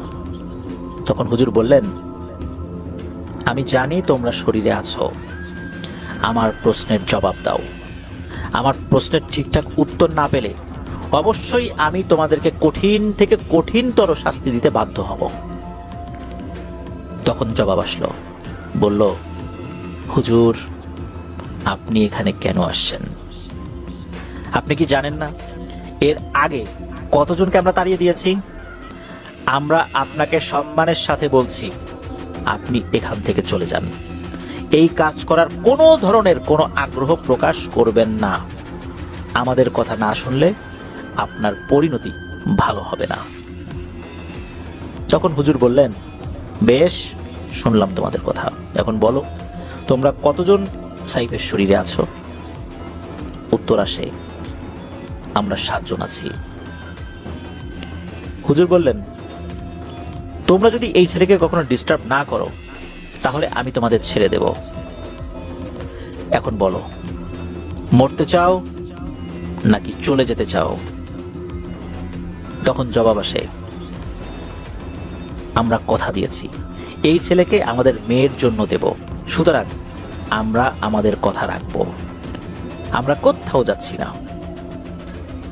এই কথা শোনার পর হুজুর সাইফের যে ছায়া ছিল এই ছায়ার উপরে পেরেক বা গজা লোহা গেড়ে দেয়। আর এরপরই সাইফের মুখ থেকে তীব্র আর্তনাদের শব্দ আসতে থাকে। অনেক জোরে জোরে চিল্লাচিল্লির শব্দ হচ্ছিল। হুজুর বিভিন্ন ভাবে ওদেরকে শাস্তি দেন। এরপর হুজুর বললেন, আমার কথা না শুনলে তোদের চোখে গরম গজা লোহা পুড়ে একদম গেঁথে দেব। তোরা আমার সামনে যত বেশি ক্ষমতা দেখানোর চেষ্টা করবি ততই বিপদের সম্মুখীন হবি। এবার বল, ওর সাথে কি কি করেছিস? তখন ভয়ে জিনেরা সব কথা বলতে শুরু করে। তারা বলে যে স্বপ্নের মধ্যে বহুবার সাইফকে আমাদের দেশে নিয়ে গেছি এবং একবার সশরীরে নিয়ে গিয়েছিলাম। আমরা তাকে সবকিছু ঘুরিয়ে দেখিয়েছি এবং ওর সাথে আমাদের মেয়েকে বিয়ে দেব ঠিক করেছি। আমরা কাউকে ক্ষতি করি না। এই কথা শোনার পর মাওলানা নিসার আহমেদ হুজুর বললেন, ও ক্ষতি করো না, তাহলে হেফজখানার হাফেজ সাহেব হুজুরকে কেন আঘাত করলি? তখন উত্তর আসে, ওই সময় হাফেজ সাহেব হুজুর নাপাক ছিলেন। তিনি ওয়াশরুম থেকে বের হয়ে অজু না করে সরাসরি মাদ্রাসায় ঢুকেছেন আর সরাসরি শরীরে পা দিয়ে চাপ দিয়েছেন। তখন মাওলানা সাহেব বললেন, তোমাদের মানুষরা দেখতে পায় না, এখানে হাফেজ সাহেব হুজুরের কোনো ভুল নাই, হুজুরের কাছে ক্ষমা চাও, হুজুর এখানেই আছেন। এরপর ওরা হুজুরের কাছে ক্ষমা চাইল, কিন্তু হাফেজ সাহেব হুজুর ক্ষমা করলেন না। আসলে ক্ষমা কি করে করবেন? সেদিনের পর থেকে উনি স্বাভাবিকভাবে হাঁটাচলা করতে পারতেন না। দীর্ঘদিন উনি একদম বিছানায় শয্যাশায়ী ছিলেন। আর স্বাভাবিকভাবে যে হাঁটাচলা, উনি সেটা করার সক্ষমতা অনেকাংশেই হারিয়ে ফেলেছিলেন। কারণ এত বড় ভারী একজন মানুষ এইভাবে ছিটকে যদি পড়ে যান তাহলে কি ধরনের সমস্যা হতে পারে, কোমরে কি ধরনের আঘাত লাগতে পারে এটা তো সহজেই বোঝা যায়। যাই হোক, এরপর মাওলানা সাহেব বললেন যে, মাওলানা সাহেব আপনি বলুন যে আর কি কি প্রশ্ন করবেন। মানে আরেকজন মাওলানা ছিলেন তার কাছে। তখন আরেকটা প্রশ্ন করা হয় যে, তোরা আম কোথায় পেলি, আমের রহস্য কি? তখন জিনেরা বলল যে আম আনতে প্রথমে ইন্ডিয়া গেলাম, সেখানে আম নাই। পরে মার্কিন যুক্তরাষ্ট্রে গিয়ে আম পেয়েছি, কিন্তু যে ব্যক্তি আম বিক্রি করে তিনি ঘুমেছিলেন, কারণ বাংলাদেশের সময়ের সাথে আমেরিকা বা মার্কিন যুক্তরাষ্ট্রের সময় এক না, সময়ের মিল নাই।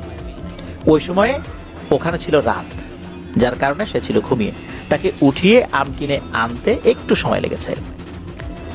এরপর মৌলানা সাহেব বললেন, তোদের কার কত বয়স একটু বল দেখি। উত্তরে একজন বলেছিলেন একজনের বয়স 3000 বছর। তিনিও নাকি অনেক মানুষকে বিয়ে করেছিলেন, বিভিন্ন সময় বিভিন্ন মহিলাদের উপর ভর করেছে, উৎপাত করেছে, বিয়ে করেছে। এরপর ওই জিনেরা বলে যে এখানে নাকি তারা শুধু সাইফকে নিয়ে যেতে এসেছে, আর তারা এটাও বলে যে তারা যখন কোনো জিনিস নেয়ার প্রস্তুতি নেয় তখন কেউ বাধা দিলে তারা সেটা সহ্য করতে পারে না। এই জন্য তারা সবসময় চেষ্টা করে যে তাদের এই কাজে কেউ যেন বাধা না দেয়।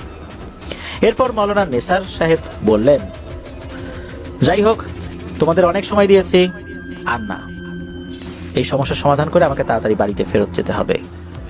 তোমাদের একটা সুযোগ দিলাম, সাইফের কোনো রকম ক্ষতি যেন না হয়, এই কথা দিয়ে এখান থেকে চলে যাবা। জিনেরা উত্তরে বলে, যাব না, আগেই বলেছি। এই হুজুর, আমাদের পিছনে লাগিস না, পরে কিন্তু পস্তাবি, ভালোই ভালো এখান থেকে চলে যা।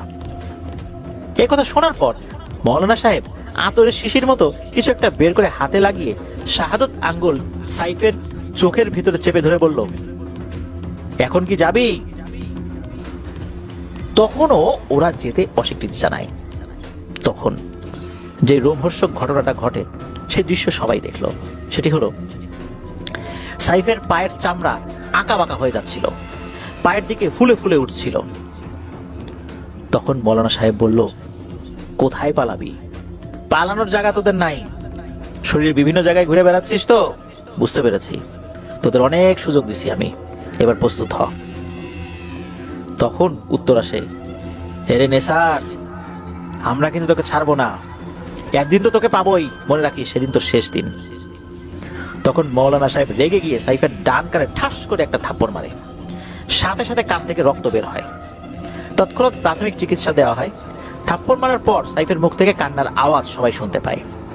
সাধারণত এভাবে মানুষ কাঁদে না, অদ্ভুত এবং ভয়ঙ্কর কান্নার শব্দ। তখন জিনেরা বলে, মারিস না রে আমাদেরকে ছেড়ে দে। এরপর মৌলানা সাহেব একটি কাচের বোতল ব্যাগ থেকে বের করেন, বোতলের মধ্যে কিছুটা পানীয় ছিল। তারপর বোতলটি সাইফের হাতের সামনে রাখলেন। এরপর মৌলানা সাহেব বিশেষ কিছু দোয়া কালাম পড়তে লাগলেন। তখন জিনেরা বলল, হুজুর হুজুর, আমরা ভুল করছি, মাফ চাই, আর আসবো না, আমাদেরকে ছেড়ে দেন। এই কথাগুলো বলে অনেক অনুনয় বিনয় করতে থাকে।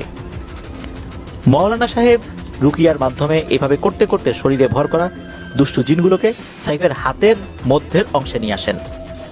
হাতের একদম মধ্যের অংশে এগুলো অবস্থান করছিল। এদিকে জিনগুলো সাইফের মাধ্যমে জোরে চিৎকার চেঁচামেচি করছিল এবং বলছিল, ছেড়ে দিন, আর আসবো না। এর মধ্যে মৌলানা সাহেব বোতলটি সাইফের হাতের যে মুঠ, এই মুঠ করিয়ে দিলেন আর কি। ফলে দুষ্টু জিনগুলো বোতলে বন্দী হয়ে গেল। সঙ্গে সঙ্গে মৌলানা সাহেব বোতলটির মুখ বন্ধ করে দিলেন, আর এর সাথে সাথেই সাইফ বেহুশ হয়ে গেল। এর মধ্যে সাইফের হাতে একটি লাল সুতা বেঁধে দিলেন। এরপর মৌলানা সাহেব কিছু দোয়া দুরূদ পরে সাইফের সারা শরীরে ফু দিলেন এবং পানি ছিটা দিলেন। তখন সাইফের জ্ঞান ফেরত আসলো। এরপর হুজুর সাইফকে জিজ্ঞেস করেন, দেখো তো বাবা, বোতলের মধ্যে কি কিছু দেখতে পাচ্ছ কিনা? তখন সাইফ উত্তর দিয়েছে, হ্যাঁ, অনেক কান্নাকাটি করছে, এরকম কিছু দেখা যাচ্ছে, শব্দ শোনা যাচ্ছে, মানে এটা সাইফ শুনতে পাচ্ছিল। তারপর মৌলানা সাহেব বললেন, তুমি কতজনকে দেখতে পাচ্ছ? সাইফ বলল, আমি 6 জনকে দেখতে পাচ্ছি। তারপর মৌলানা সাহেব বললেন, যিনি তোমাকে দেখা দিত তাকে কি এর মধ্যে দেখতে পাচ্ছ? তখন সাইফ বলল, না, আমি তাকে দেখতে পাচ্ছি না। এই কথা শোনার সাথে সাথে বড় মামা খুব চিন্তিত হয়ে পড়লেন। বাড়ির মহিলারা কিন্তু লুকিয়ে লুকিয়ে দেখছিলেন। ঠিক সেই সময় মহিলারা জোরে জোরে আল্লাহ আল্লাহ বলে ডাক দেয়। তখন মৌলানা সাহেবের সঙ্গে আসা 2 হুজুর একটা ঝাড়ি দিয়ে বললেন, আপনাদের না এখানে আসতে নিষেধ করা হলো, এখান থেকে চলে যান। বাড়ির মহিলারা এই কথা শুনে আরো ভয় পান, সঙ্গে সঙ্গে মহিলারা আড়াল হয়ে যান। এদিকে বড় মামা প্রশ্ন করে বললেন, এখানে তো আসল জনি নাই, এখন আমাদের কি হবে হুজুর? তাকে ধরার কি কোনো উপায় আছে? তখন মৌলানা সাহেবের সঙ্গে আসা দুই হুজুর বললেন, উপায় না থাকলে উপায় বের করতে হবে, নয়তো বিপদ সবার জন্য অপেক্ষা করছে। তখন মৌলানা সাহেব বললেন, ওরা মিথ্যা বলে ধোকা দিয়েছে, আপনারা চিন্তা করবেন না, আল্লাহর উপর ভরসা রাখুন। এরপর বড় মামা বললেন, তাহলে আরেকজন কোথায় গেল? তখন মৌলানা সাহেব বোতলের দিকে লক্ষ্য করে বললেন, তোরা 7 জন, তাহলে একজন নেই সেটা বলিস নাই কেন? সবাই আছি বলে কেন মিথ্যা বললি? এই সময়ে যে কথাগুলো জিনেরা বলেছে সেগুলো শুধু মৌলানা সাহেব শুনতে পেয়েছেন। প্রথমে মৌলানা সাহেব শুনেছেন, এরপর বাকিদের বিষয়টা বলেছেন। জিনেরা বোতলের মধ্যে থেকে বলেছিল যে একজন বাইরে গিয়েছিল আর আমরা এখানে ছিলাম, বাড়ি বন্ধ করার কারণে ও আর ভেতরে আসতে পারে নাই, আর আমরাও বাড়ির বাইরে যেতে পারি নাই। তখন মৌলানা সাহেব মামাকে বললেন যে আমি অন্য একটি ঘরে বসতে চাই, আপনারা দ্রুত ব্যবস্থা করেন। মামা তৎক্ষণাৎ পাশের বাড়ির একটি ঘরে সকল বন্দোবস্ত করেন। এরপর মৌলানা সাহেব বড় মামাকে বলেন, আমি এখন ঘরে প্রবেশ করব, আর আপনি দ্রুতগামী গাড়িতে কয়েকজন লোক নিয়ে এই বোতলটি পুঁতে দিয়ে আসবেন দূরবর্তী কোনো একটা স্থানে। শর্ত হলো 3 গ্রাম পরে কোনো একটি ধান ক্ষেতের মাঝে পুঁতে দিতে হবে। সর্বনিম্ন 7 হাত মাটি খুঁড়তে হবে, আর সর্বোচ্চ 15 হাত খুঁড়তে পারবেন। 15 হাতের বেশি না, 7 হাতের কম না। কোনোভাবেই এই শর্ত ভঙ্গ করা যাবে না। তবে মনে রাখবেন, এই শর্ত যেটা দিলাম এর সীমা অতিক্রম করলে ভয়ানক বিপদ অপেক্ষা করছে। কিন্তু আবারও বলছি, 7 হাতের কম না, 15 হাতের বেশি না। সুতরাং দ্রুত এবং খুব সাবধানে কাজটি করবেন। আপনাদের কোনো ভয় নাই, আল্লাহর উপর ভরসা রাখেন। এর বদলতে এই কাজ করতে গিয়ে আপনাদের কোনো সমস্যায় পড়তে হবে না ইনশাল্লাহ। হুজুরের এই কথা শোনার পর বড় মামা 6 জনকে সাথে নিয়ে বাইকে করে দ্রুত বের হয়ে পড়েন। এরপর মোয়াল্লেম হুজুর এবং হিফজখানার হাফেজ সাহেব হুজুর এবং মৌলানা সাহেব ছোট মামার সঙ্গে পাশের বাড়ির নির্ধারিত ঘরে প্রবেশ করেন। মামার সঙ্গে করে সাইফকে নিয়ে আসেন। তখন মামা মাটিতে একটি চাদর বিছিয়ে দেন। এরপর সবাই সেই চাদরের উপরে বসেন। তারপর হুজুর রুকিয়া শুরু করেন। এর কিছুক্ষণ পর সাইফের শরীরে জিনকে ভর করাতে সক্ষম হন। মৌলানা সাহেবের সঙ্গে থাকা লোকজন মাটিতে একটি কুণ্ডলী আঁকে, গোল বৃত্ত আঁকে, যাতে করে ওই জিনটি কুণ্ডলীর বাইরে যেতে না পারে। এই ঘটনা ঘরের মহিলারা আবার উকি মেরে দেখছে। এরপর মৌলানা সাহেব জিনটিকে উদ্দেশ্য করে বলেন, তোকে কি কেউ চালান করেছিল নাকি নিজের ইচ্ছায় এসেছিস? উত্তরে জিনটি বলে, আমাকে কেউ চালান করে পাঠায় নাই। তখন মৌলানা সাহেব বললেন, ওর কি কি ক্ষতি করেছিস সেটা বল। জিনটি বলে, আমি তোর কোনো ক্ষতি করি নাই, আমি তোরে নিয়ে যেতে আসছি। তখন মৌলানা সাহেব বললেন, তোকে ছেড়ে দিতে পারি, শুধু একটি শর্তে। ওর কোনো ক্ষতি করবি না এবং ওর থেকে অনেক অনেক দূরে চলে যাবি, এখানে আর আসবি না, আসার চেষ্টাও করবি না। তখন ওই জিনটি বলে, এটা কখনোই সম্ভব নয়। এরপর মৌলানা সাহেব জমজমের পানিতে সুতা ভিজিয়ে একটা একটা করে গিট দিতে লাগলেন। আর তখন ওই জিনটি কষ্ট পাচ্ছিল, জিনটি ব্যথায় ছটফট করছিল। তার একটু পর জিনটি বলল, এসব বন্ধ করেন হুজুর, এসব করে আমাকে তাড়ানো এত সহজ না। আমি এসেছি নিজের ইচ্ছায় আর যাবো নিজের ইচ্ছায়। তখন মৌলানা সাহেব বললেন, কি করলে যাবি সেটা আমার খুব ভালো করেই জানা আছে। তখন হুজুর একটা কাজ করেন, সেটা হলো ব্লেড দিয়ে সাইফের হাতের শাহাদাত আঙ্গুল থেকে একটু করে রক্তের ফোঁটা নিলেন।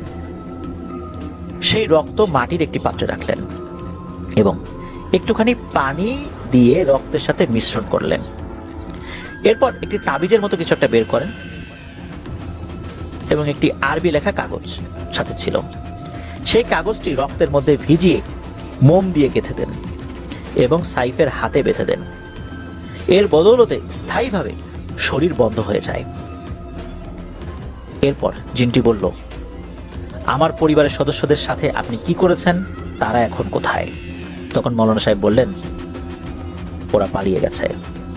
তখন জিন বলল, না, আপনি মিথ্যা বলছেন, পালিয়ে গেলে আমি জানতাম, আমার সাথে সাক্ষাৎ হতো। আপনি সত্যি করে বলুন, তারা এখন কোথায়? তখন মৌলানা সাহেব বললেন, ওদেরকে আমি শাস্তি দিয়েছি, ওদেরকে দূরে পাঠিয়ে দিয়েছি, তাই তোর সাথে দেখা হয়নি। তখন জিনটি বলল, ওদেরকে ছেড়ে দিন। এভাবে অনেক অনুরোধ করে, অনেক কান্নাকাটি করে। তখন মৌলানা সাহেব বললেন, বেশি কথা বললে তোকেও বেঁধে ফেলবো, ওদের মতোই শাস্তি দেব। তখন জিনটি বলল, আমার জীবনটা ভিক্ষা দিন, আমাকে ছেড়ে দেন। আমি তো শুধু সাহেবকে পছন্দ করি, মহব্বত করি, আমি চলে যাব, কিন্তু শুধু একটি অনুরোধ করব, আমি ওর সাথে মাঝে মাঝে দেখা করতে চাই। তখন হুজুর বললেন, না, তুই ওর ধারের কাছেও আসতে পারবি না, তুই ওর থেকে মাইলকে মাইল দূরে থাকবি। তখন জিনটি বলল, মাইলকে মাইল দূরে না, কিছুটা ধারে কাছে থাকার অনুমতি দিন। তখন হুজুর বললেন, না, পরে যদি ওর কোনো ক্ষতি করিস। তখন জিন বলল, আমি ওর কোনো ক্ষতি করব না, বরং ওকে কোনো বদজিন যাতে ক্ষতি করতে না পারে সেই দিকে আমি খেয়াল রাখবো, এই কারণে আমি ওর একটু কাছাকাছি থাকতে চাই। তখন হুজুর বললেন, তোরা কেউ ওর ক্ষতি করবি না এবং অন্য কেউ ক্ষতি করতে যাতে না পারে খেয়াল রাখবি, এই কথা দে আমাকে, তাহলে আমি ভেবে দেখব ছেড়ে দেব কি দেব না। তখন জিনটি কথা দেয়। এরপর মৌলানা সাহেব ব্লেড দিয়ে সাইফের পায়ের রান থেকে একটুখানি চামড়া কেটে কিছু একটা রুকিয়া করে আগুনে পুড়িয়ে দেন। এরপর মৌলানা সাহেব জিনটিকে তওবা করে এবং বলেন, তোকে ছেড়ে দেব, কিন্তু যাবার সময় প্রমাণ রেখে যাবি।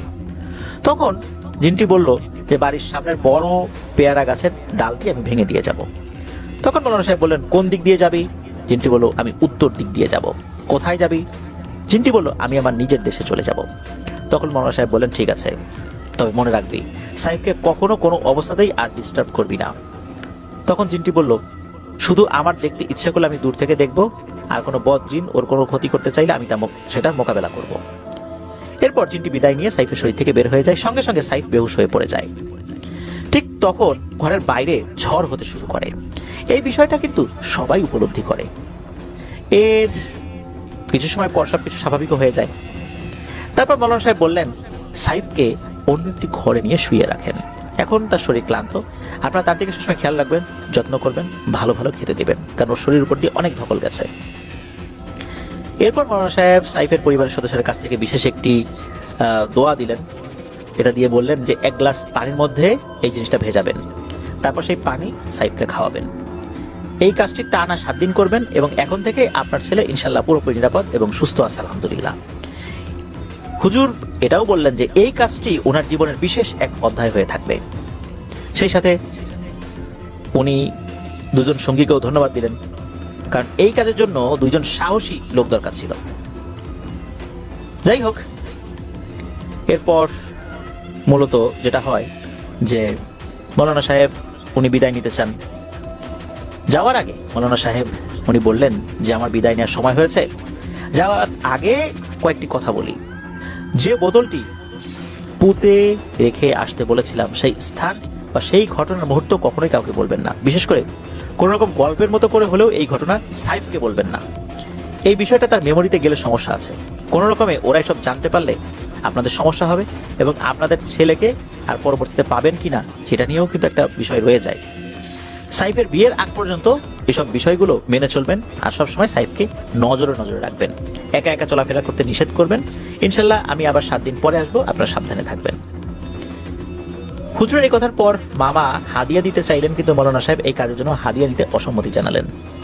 তিনি শুধু যাতায়াত ভাড়াটুকু গ্রহণ করলেন, সেটিও শুধু নামমাত্র, যাতায়াত যেটা ভাড়া তার থেকে অনেক কমই গ্রহণ করেছিলেন। এরপর মৌলানা সাহেব এবং বাকি দুজন ওনারা বাইক এসেছিলেন, সেই বাইক নিয়েই আবার বিদায় নিয়ে চলে যান।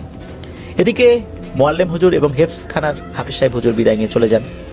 এর ঠিক 7 দিন পর মৌলানা সাহেব একাই বাড়িতে আসলেন। এসে বাড়ির চারপাশটা একটু ঘুরে দেখলেন, তারপর সাইফকে 7 কলস পানি দিয়ে পুকুরের ঘাটে বসিয়ে গোসল করিয়ে দেন। এরপর সাইফ দীর্ঘদিন অসুস্থ ছিল, তারপর আল্লাহর রহমতে সুস্থ হয়ে আবার মাদ্রাসায় নিয়মিত পড়াশোনা শুরু করে। এখন প্রশ্ন আসতে পারে, এরপর কখনো পরীর দেখা মিলেছে কিনা? উত্তর হলো হ্যাঁ, মিলেছে। এর 3 থেকে 4 মাস পরের ঘটনা। একদিন রাতে সাইফ কয়েকজন বন্ধু নিয়ে বেল পাড়তে রওনা দিল। বলে রাখা ভালো যে ঘেরের মধ্যে যাওয়ার একমাত্র পথ কোলা বা ধান ক্ষেত। ক্ষেতের আইল ধরে, মানে ক্ষেতের মাঠের আইল ধরে যেতে হয়। কোলার শেষ প্রান্তে ছিল বেল গাছের ঘের। সময়টা ছিল কেবল ধান কাটা হয়েছে, ধান কাটা হওয়ার পর ধান তুলছে এরকম আর কি। আর কোলার আইলের রাস্তা ধরে ওরা ওই ঘেরের মধ্যে প্রবেশ করে। তখন হঠাৎ করে পেছন থেকে সাইফকে ওই পরীটার নাম ধরে ডাকে, বলল, সাইফ এদিকে আসো। সাইফ সুস্থ হওয়ার পর এই প্রথমবার পরীটিকে দেখতে পেল। আগে প্রতিদিন দেখতে দেখতে অভ্যাসে পরিণত হয়ে গিয়েছিল, কিন্তু এতদিন পর যখন দেখলো, তা আবার রাতের বেলা, এসব বিষয়ে চিন্তা ভাবনা করে সাইফ অনেক ভয় পেল। তারপর সাইফ সকল বন্ধুদের বলল, চল আমরা বাড়ির দিকে যাই, এখানে সমস্যা আছে, তোরা কোনো কথা বলিস না, সোজা হাঁটা দে, বাড়িতে গিয়ে সব বলবো। যখন ওরা বাড়ির দিকে হাঁটা শুরু করলো, তখন সাইফ দেখলো পরীটি খুব মন খারাপ করে দাঁড়িয়ে রইল। এরপর সেই রাতে আর কোনো ঘটনা ঘটেনি।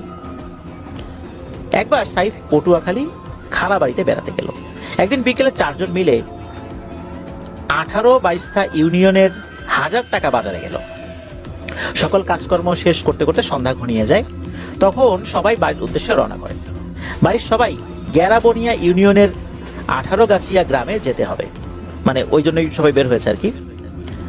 তো বাজার থেকে এই জায়গায় যেতে হবে। গ্রামে যাওয়ার জন্য বেরিবাঁধের রাস্তা ধরতে হয়। ওদের মধ্যে একজন চাচাতো ভাই ছিল, তার নাম হচ্ছে জহিরুল। এই জহিরুলের বড় ভাই হচ্ছে সুমন। হঠাৎ করে এই সুমন ভাইকে ওরা পথের মধ্যে দেখে। তখন জহিরুল বলল, ভাই আপনি এখানে কোথায় গেছিলেন? তখন সুমন ভাই বললো আর কি, এই তো একটু বের হয়েছিলাম, দাঁড়া আমিও যাব, আমিও মানুষের জন্য অপেক্ষা করছি, পথটা ভালো না রে, তোরা আসিস ভালোই হলো, চল একসাথে যাই। এরপর সুমন ভাই পেছনে পেছনে হাঁটছিল, আর বাকিরা মোবাইলের ফ্ল্যাশ লাইট জ্বালিয়ে সামনে হাঁটছিল। সময়টা বর্ষাকাল ছিল, মাটির রাস্তা হওয়াতে জুতা হাতে নিয়ে সামনে আগানো লাগছিল। যখন ওরা অনেক ভেতরে চলে আসলো, তখন চারদিকে অন্ধকার, চারপাশে ধান ক্ষেতের কোলা, কোনো মানুষজন নাই। তখন সুমন ভাই বললেন, দেখে দেখে সাবধানে হাঁট। ওরা এইভাবে অনেক দূর পর্যন্ত হাঁটলো। আর অনেক দূর হাঁটার পর সুমন ভাই বলল, তোরা একটু দাঁড়া, আমার ওয়াশরুমের চাপ আসছে, আমি এখানে বসলাম, তোরা মোবাইলের লাইটটা বন্ধ কর। তখন ওরা আবার লাইটটা বন্ধ করলো। আর এই জায়গার পেছনে কিছু বাঁশঝাড় রয়েছে, আর সামনে 100 বছরের পুরনো একটি বটগাছ আছে। একদম নির্জন জায়গা, আর এমনিতেও জায়গাটা ভালো না। এখন সুমন ভাই বসেই আছে, 5 মিনিট 10 মিনিট 15 মিনিট চলে যায়, কিন্তু সে বসেই আছে। তখন জহিরুল বলল, ভাইয়া আপনার এতক্ষণ সময় লাগে, ওঠেন না কেন, ওঠেন। বলে রাখা ভালো, এই জায়গা থেকে কোলা বা ধান ক্ষেত পেরিয়ে বাড়িতে যেতে মাত্র 5 মিনিটের পথ। এখানে দাঁড়িয়ে চিৎকার করে বাড়ির লোকজনও শুনতে পাবে এমন, কিন্তু যেহেতু বর্ষাকাল, সেজন্য ক্ষেত মাঠ এসব ঢালো জায়গাগুলোতে পানি উঠেছে। আর এই মেঠো পথ ধরে বাড়িতে যেতে হলে আরো প্রায় 20 মিনিট লাগবে। আর রাস্তাঘাট একদম কাদায় বাজে অবস্থা। আরেকটা পথ আছে, সেটা হলো বিশাল বড় একটি বাগানের মধ্য দিয়ে যাওয়া যায়। সেখান দিয়ে দিনের বেলা মানুষ চলাচল করতে ভয় পায়, সেজন্য এই পথে রাতের বেলা যাওয়ার প্রশ্নই ওঠে না।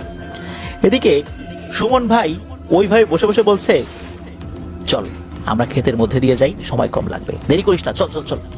তখন ওরা বলল, মাথা খারাপ, কোলার অবস্থা রাস্তার চেয়েও খারাপ, আমরা রাস্তা দিয়ে যাব। তখন সুমন ভাই বলল, ঠিক আছে, কোলা দিয়ে যেতে হবে না, চল বেরিবাঁধের বাগান দিয়ে যাই, ওখান দিয়ে গেলে তাড়াতাড়ি যাওয়া যাবে, চল যাই চল যাই। এই কথা শোনার পর সবার মনে খটকা লাগে। কারণটা তো আমরা একটু আগে বলেছি, বাগান দিয়ে সচরাচর কেউ চলাচল করে না, ওটা ভয়ানক স্থান। মানুষজন যতটুকু সম্ভব জীবন বাঁচিয়ে চলার চেষ্টা করে। আর সুমন ভাই ইচ্ছে করে এসব ভয়ানক জায়গায় বেছে নিতে চাচ্ছে, ঘটনাটা কি? এরপর জহিরুল বলল, বাগান টাগানে সাপের একটা ভয় আছে, দেরি হলেও সমস্যা নাই, আমরা রাস্তা দিয়েই যাব। সুমন ভাই ওভাবে বসেই আছে। তখন ওরা সবাই অনেক বিরক্ত হলো, কিন্তু প্রকাশ করতে পারছিল না, কারণ হচ্ছে সুমন ভাই বয়সে সবার থেকে বড়। তখন জহিরুল বলল, ভাইয়া আপনার কাজ এখনো শেষ হয় নাই, এদিকে মশা কামড়াতে কামড়াতে তো আমাদের সবার পা ফুলিয়ে দিয়েছে, প্রায় 25 মিনিট হয়ে যায়, ওঠার কোনো নাম নেই। তখন সাইফ বলল, সুমন ভাই আপনি থাকেন, আমরা গেলাম। তবুও সুমন ভাই কোনো উত্তর করে না। তখন একজন খুব বিরক্ত হয়ে সুমন ভাইয়ের কাঁধে হাত দিয়ে বলল, আপনার কি হয়েছে ভাইয়া, রাত হয়েছে, বাড়ি যেতে হবে না? এই কথা বলতে দেরি, এর মধ্যে সুমন ভাই মাথা ঘুরিয়ে বলে, আমাকে রেখে যাবি? ঠিক তখন ওরা সবাই দেখলো সুমন ভাইয়ের চোখ দুটো আগুনের মতো জ্বলছে, মনে হচ্ছে রাগে ক্ষোভে সবাইকে খেয়ে ফেলবে। সঙ্গে সঙ্গে ওরা সবাই দৌড় দেয়, আর সবাই চিৎকার করতে করতে দৌড়াতে থাকে। এদিকে সবাই ভয়ে ভয়ে পেছনে তাকিয়ে দেখছিল সুমন ভাইয়ের মতো অবয়বটা আসতেছে নাকি। সবাই দেখলো সত্যি সুমন ভাইয়ের মতো অবয়বটি পেছন পেছন আসছে। অনেক দূর দৌড়ানোর পর সবাই লক্ষ্য করলো জিনিসটা পেছনে নাই, কিন্তু সবার মনে ভয় তো আর যাচ্ছে না, মনে হচ্ছিল আবার আসবে ওটা। এরপর ওরা যখন বাড়ির কাছাকাছি আসলো, তখন খালাতো ভাই আব্বা আব্বা বলে চিৎকার করতে শুরু করে।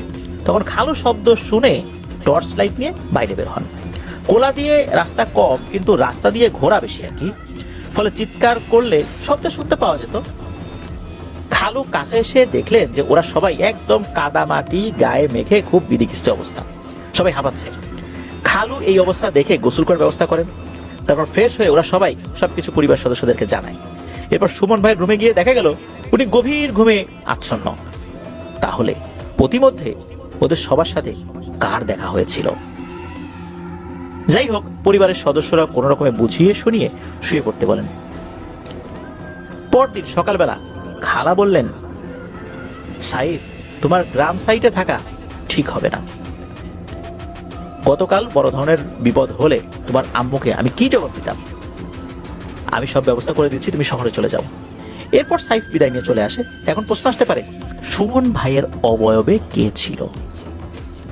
এই উত্তরটা আসলে অজানা। তবে সুমন ভাইয়ের সুরতে যে অবয়বটি ক্ষতি করতে এসেও কোনো ক্ষতি করতে পারলো না, এর কারণটাই বাকি। এটার উত্তর হিসাবে সাইফ বলেছিল, সে যদি চাইতো তাহলে অবশ্যই আমাদের ধরতে পারতো, ক্ষতি করতে পারতো। হয়তো তৎক্ষণাৎ কোনো ভালো জিন আমাদেরকে বাঁচানোর চেষ্টা করেছে, বা সেই পরি এসে সুমন ভাইয়ের অবয়বকে বাধা দিয়েছে। এটার ধারণা করার কারণ হলো মৌলানা সাহেবকে পইটা কথা দিয়েছিল বদ জিন থেকে সাইফকে রক্ষা করার চেষ্টা করবে। সাইফ এর থেকে বেশি কিছু আর বলতে পারে নাই। এর কয়েক মাস পর একদিন রাতে সাইফ বাড়ির পুকুরের ঘাটলায় বসেছিল।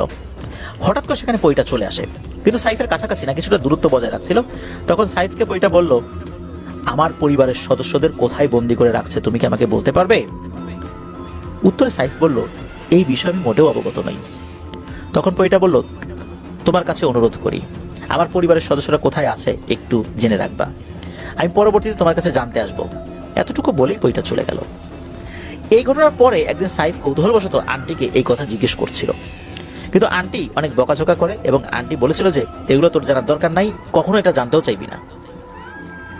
এই ঘটনার একদম প্রথমে আমরা বলেছিলাম সাইফের সাথে কিভাবে ইব্রাহিম খলিল ভাইয়ের পরিচয় হয়, কিভাবে উনি ঘটনাটি সংগ্রহ করেছিলেন। এই দুটো প্রশ্নের উত্তর মিলবে এখন। দিন যেতে যেতে সাইফ হেফজ শেষ করলো। তিনি এখন পবিত্র কোরআনের একজন হাফেজ। হাফেজ হওয়ার পর পরিবারের সদস্যরা ডিসিশন নিল সাইফকে মাওলানা পড়াবে। তখন সাইফের পরিবারের সদস্যরা সাইফকে এই ইব্রাহিম খলিল ভাইদের মাদ্রাসায় ভর্তি করিয়ে দেয় এবং লিল্লা বোর্ডিংয়ে শিফট করে দেয়। তখন মূলত তার সাথে ইব্রাহিম খলিল ভাইয়ের পরিচয় হয়। মাদ্রাসাটি নলছিটি থানায় বেশ আলোচিত। তো যাই হোক, এভাবে যেতে যেতে 2018 সাল অতিক্রান্ত হয়ে যায়। 2019 সালের মাঝামাঝি সময়ের কোনো এক রাত্রে ওনারা খাওয়া দাওয়া শেষ করে শুয়ে পড়েছেন। এর কিছুক্ষণ পর বা এর কিছুক্ষণের মধ্যে ছোট ছাত্ররা ঘুমিয়ে পড়ে। শুধু সিনিয়র কয়েকজন ছাত্ররা গল্প করছিলেন। গল্প করার মধ্যে যারা ছিলেন তাদের মধ্যে অন্যতম আসাদুল্লাহ, রবিউল ইসলাম, জহুরুল ইসলাম, এই কয়েকজন। গল্পের এক পর্যায়ে সাইফ রুম থেকে বাইরে বের হয় ওয়াশরুমে যাওয়ার জন্য। এর 1 কি 2 মিনিটের ব্যবধানে সাইফ হুট করে রুমে ঢুকে সজোরে দরজাটা লাগিয়ে দিল। প্রচন্ড জোরে শব্দ হলো। ওনারা ভাবছেন যে হঠাৎ করে কি এমন হলো। তার এই কাণ্ড দেখে ওনারা সকলে ভয় পেয়ে যান। সিনিয়র ছাত্ররা শোয়া থেকে উঠে পড়ে। রবিউল তাড়াহুড়া করে রুমের লাইট জ্বালায়। এরপর কিছুটা বিরক্তিকর ভাব নিয়ে জহিল প্রশ্ন করলো, সাইফ, তোমার কি সমস্যা? রাতের বেলা এইভাবে কেউ দরজা লাগায় বলো? জবাবে সাইফ যা বলল সেটা আসলে ওনাদের কল্পনাতেও ছিল না। ওনারা ভাবতেও পারেন নাই যে এমনটা হতে পারে। সাইফ ওনাদেরকে জানায় অনেক আগে তাকে নাকি একটি পরী আসর করেছিল, সে এখনো মাঝে মাঝে দেখা দেয়। একটু আগে নাকি সেই পরী তার সামনে চলে এসেছে। সেই পরী অতি গোপনে এবং লোকচক্ষুর আড়ালে কথা বলতে চায়। এই কারণে মসজিদের ঘাটলাতে যেতে আহ্বান করে। ঘাটলা হচ্ছে খাল বা পুকুরের শান বা সিঁড়ি। এই সিঁড়ির দুই পাশে বসার জন্য স্থান থাকে। এদিকে বরিশালের স্থানীয় ভাষায় ঘাটলা বলে এটাকে। তো মসজিদের ঘাটলায় যেতে যখন সে আহ্বান করে, এই কথা শোনার পর সাইফ এক দৌড়ে রুমে ঢুকে দরজা লাগিয়ে দেয়। তো ওনাদের মধ্যে এই কথা কেউ বিশ্বাস করেছে, আবার কেউ করে নাই। কিন্তু সবার মনের মধ্যে কথাটা কিন্তু দাগ কেটেছে, পাশাপাশি অনেক প্রশ্নও জেগেছে। সেটা ওনারা সবাই সবার চেহারার দিকে তাকেই আন্দাজ করতে পারেন। সাইফ আরো জানায় যে নির্জন কোথাও সে যদি একা যায় বা মাদ্রাসার কোনো কোনায় একা ফোনে কথা বলতে থাকলে হঠাৎ করে সেই পরীটির উপস্থিতি ঘটে। এবং আরো জানায় যে তোমরা রাতে মাদ্রাসার চারপাশে চলাফেরা করো, এসব শুনলে তোমরা ভয় পেতে পারো, তাই তোমাদেরকে কখনো এসব ঘটনা শেয়ার করি নাই। তখন ওনাদের পুরো ঘটনা শোনার আগ্রহ জন্ম নেয়। ওনারা খুব করে ধরে, যত রাতক সমস্যা নাই, এখন আমাদের ঘটনাটা বলো, যে এই পরী তোমার কাছে কিভাবে আসলো, কেন আসলো, পরী দেখতে কেমন, ইত্যাদি। কিন্তু সাইফ কোনোভাবে বলতে চাচ্ছিল না। ওরাও নাছর বান্দা, অনেক জোরাজোরির ফলে ওনাদেরকে বিস্তারিত সবকিছু খুলে বলতে রাজি হয়, তখন ওনাদেরকে সবকিছু খুলে বলে। তো ওনারা এই ঘটনা শুনে এতটাই সংকোচ বোধ করলেন যে রাতের বেলা একজন আরেকজনকে রেখে ভয়ে বেশ কিছুদিন ওনারা বাইরেই বের হন নাই। ঘটনা এখানে শেষ হলে পারতো, কিন্তু না, এখনো কিন্তু ঘটনার বাকি আছে প্রিয় লিসেনার্স। এর 1 বছর পর ইব্রাহিম খলিল ভাই আলিম পাশ করেন। সাধারণত গ্রামের মাদ্রাসাগুলোতে ফাজিল যেই ক্লাস রয়েছে এখানে ক্লাস হয় না, এসে শুধু পরীক্ষা দিয়ে গেলেই হয়। তো উনি আলিম পরীক্ষা দিয়ে চাকরি সূত্রে রাজধানী ঢাকাতে চলে আসেন। এই ঘটনার কিছু কিছু অংশ ওনার সেভাবে মনে নাই, কিছুটা ভুলে গেছেন, এটা জানিয়েছেন। এই জন্য মুঠোফোনে কথা বলে নতুন করে আবার ঘটনাটি সংগ্রহ করেন। ঘটনা সংগ্রহ করার জন্য তার সাথে রাত 11:45 দিকে কথা বলা শুরু করেছিলেন। কথা শেষ হয় রাত 4:45, প্রায় 4 ঘন্টা কথা হয়েছে। এই ঘটনাটা অনেক আগে শুনেছিলেন, তো শুধু পুঙ্খানুপুঙ্খ বিবরণ জানার জন্য মূলত এত সময় ধরে কথা বলতে হয়েছিল এই সাইফের সাথে। তো চলুন এবার ঘটনার আরেকটা অংশে আসা যাক। ওনাদের মাদ্রাসার দক্ষিণ দিকে একটি মেঠো পথের রাস্তা আছে। এই রাস্তাটিকে স্থানীয়রা বেড়ি বলে। রাস্তার দুই পাশে ঢালু এবং ধানক্ষেত, রাস্তার দুই পাশে আমড়া গাছ এবং পেয়ারা গাছ। এই রাস্তা দিয়ে সোজা 2 কিলোমিটার হাঁটলে কীর্তনখোলা নদী। এত লম্বা পথের মধ্যে শুধু 2টি ঘরবাড়ি আছে। ওখানের পুরো এলাকা চর অঞ্চল। সেখানে একজন প্রভাবশালী ব্যক্তি ভেড়া এবং গরু সহ বিদেশি কুকুরের খামার দিয়েছেন। দিনমজুর শ্রমিক রেখে এইসব পশু পাখি লালন পালন করা। সেই দিনমজুর শ্রমিক ভাইদের সাথে সাইফের ভালো সম্পর্ক গড়ে ওঠে। একদিন খামারের লোকজন সাইফকে বলল, আমরা অমুক দিন ভেড়া জবাই করব, তুমি থাকলে অনেক মজা করব। যথারীতি একদিন ভেড়া জবাই করা হলো। খামারের লোকজন ইচ্ছে ছিল রাতে ছোট আকার পিকনিকের মতো করে আয়োজন করে খাবে। সময় মতো সেখানে সাইফ উপস্থিত হলো। খাওয়া দাওয়া শেষে খামারের লোকজন সাইফকে এগিয়ে দিতে রাস্তার সামনে আসে। তখন সাইফ দেখলো দূরে ওই পরীটি দাঁড়িয়ে আছে। মনে হচ্ছে আগে থেকে সাইফের জন্য অপেক্ষা করছিল। তখন পরীটি বলল যে ওনাদেরকে চলে যেতে বলো, তোমার সাথে আমি একা কথা বলতে চাই, আমি তোমার সাথে গল্প করতে করতে এগিয়ে দেব। তখন সাইফ খামারের লোকজনদেরকে চলে যেতে বলে, কিন্তু খামারের লোকজন বলল, এতটা পথ এত রাত্রে আপনি কিভাবে যাবেন, আমরা একটু এগিয়ে দেই। তখন সাইফ বলল, না না সমস্যা নাই, আমার অভ্যাস আছে, আপনারা চিন্তা করবেন না, আমি একা যেতে পারবো, আপনারা খামারে চলে যান। তখন খামারের লোকজন বিদায় নিয়ে চলে আসে। তারপর পরীটা কিছুটা দূরত্ব নিয়ে সাইফের সাথে হাঁটতে থাকে। এখানে একটি ব্যাপার না বললেই নয়, সাইফ রাস্তা দিয়ে হাঁটছে আর পরীটি রাস্তার বাইরে থেকে সমানে আগাচ্ছে। রাস্তার পাশে ছোট আকার একটা ডোবা, রাস্তার যে ডোবা অনেক ঢালু, কিন্তু পরীটি সাইফের সাথে সমান তাল মিলিয়ে আগাচ্ছে। পরীটির নিচের অংশ সাইফ দেখতে পাচ্ছিল না, শুধু চেহারাটাই খুব সুন্দরভাবে দেখা যাচ্ছিল। এরপর পরীটি বলল, কোথায় গিয়েছিলে আর এত রাতে একা কিভাবে যাবে, আমি একটু কথা বলতে চাই। কথা বলতে বলতে এগিয়ে দিয়ে আসি। তখন সাইফ লক্ষ্য করলো যে পরীটার আচরণে পার্থক্য, মাঝে মাঝে আপনি আপনি করে কথা বলে। এরপর পরীটি বলল যে আমার পরিবারের সদস্যরা কোথায় বন্দী আছে জেনেছিলেন?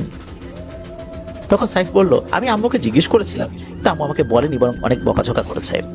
এরপর পরীটি বলল, আমি কিন্তু এখনো আপনাকে ভালোবাসি, এসব তাবিজ খুলে ফেলুন, আমি আপনার কাছাকাছি আসতে চাই।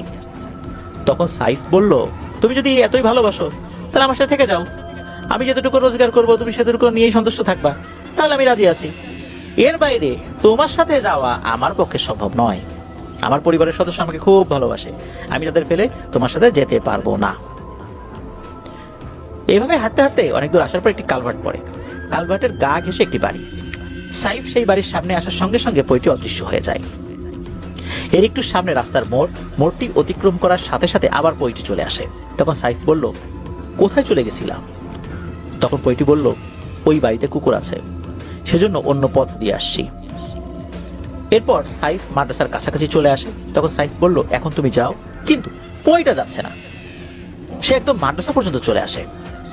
সাইফ তখনও মাদ্রাসার এরিয়ার ভিতরে প্রবেশ করে নাই। তখন পরীটি হঠাৎ করে বলল, আপনার রুমে ওই মুরব্বী লোকটিকে? তখন সাইফ বলল, তিনি আমাদের ওস্তাদ। তখন পরীটি বলল, তাকে আমি চিনি। সাইফ বলল, কিভাবে চেনো?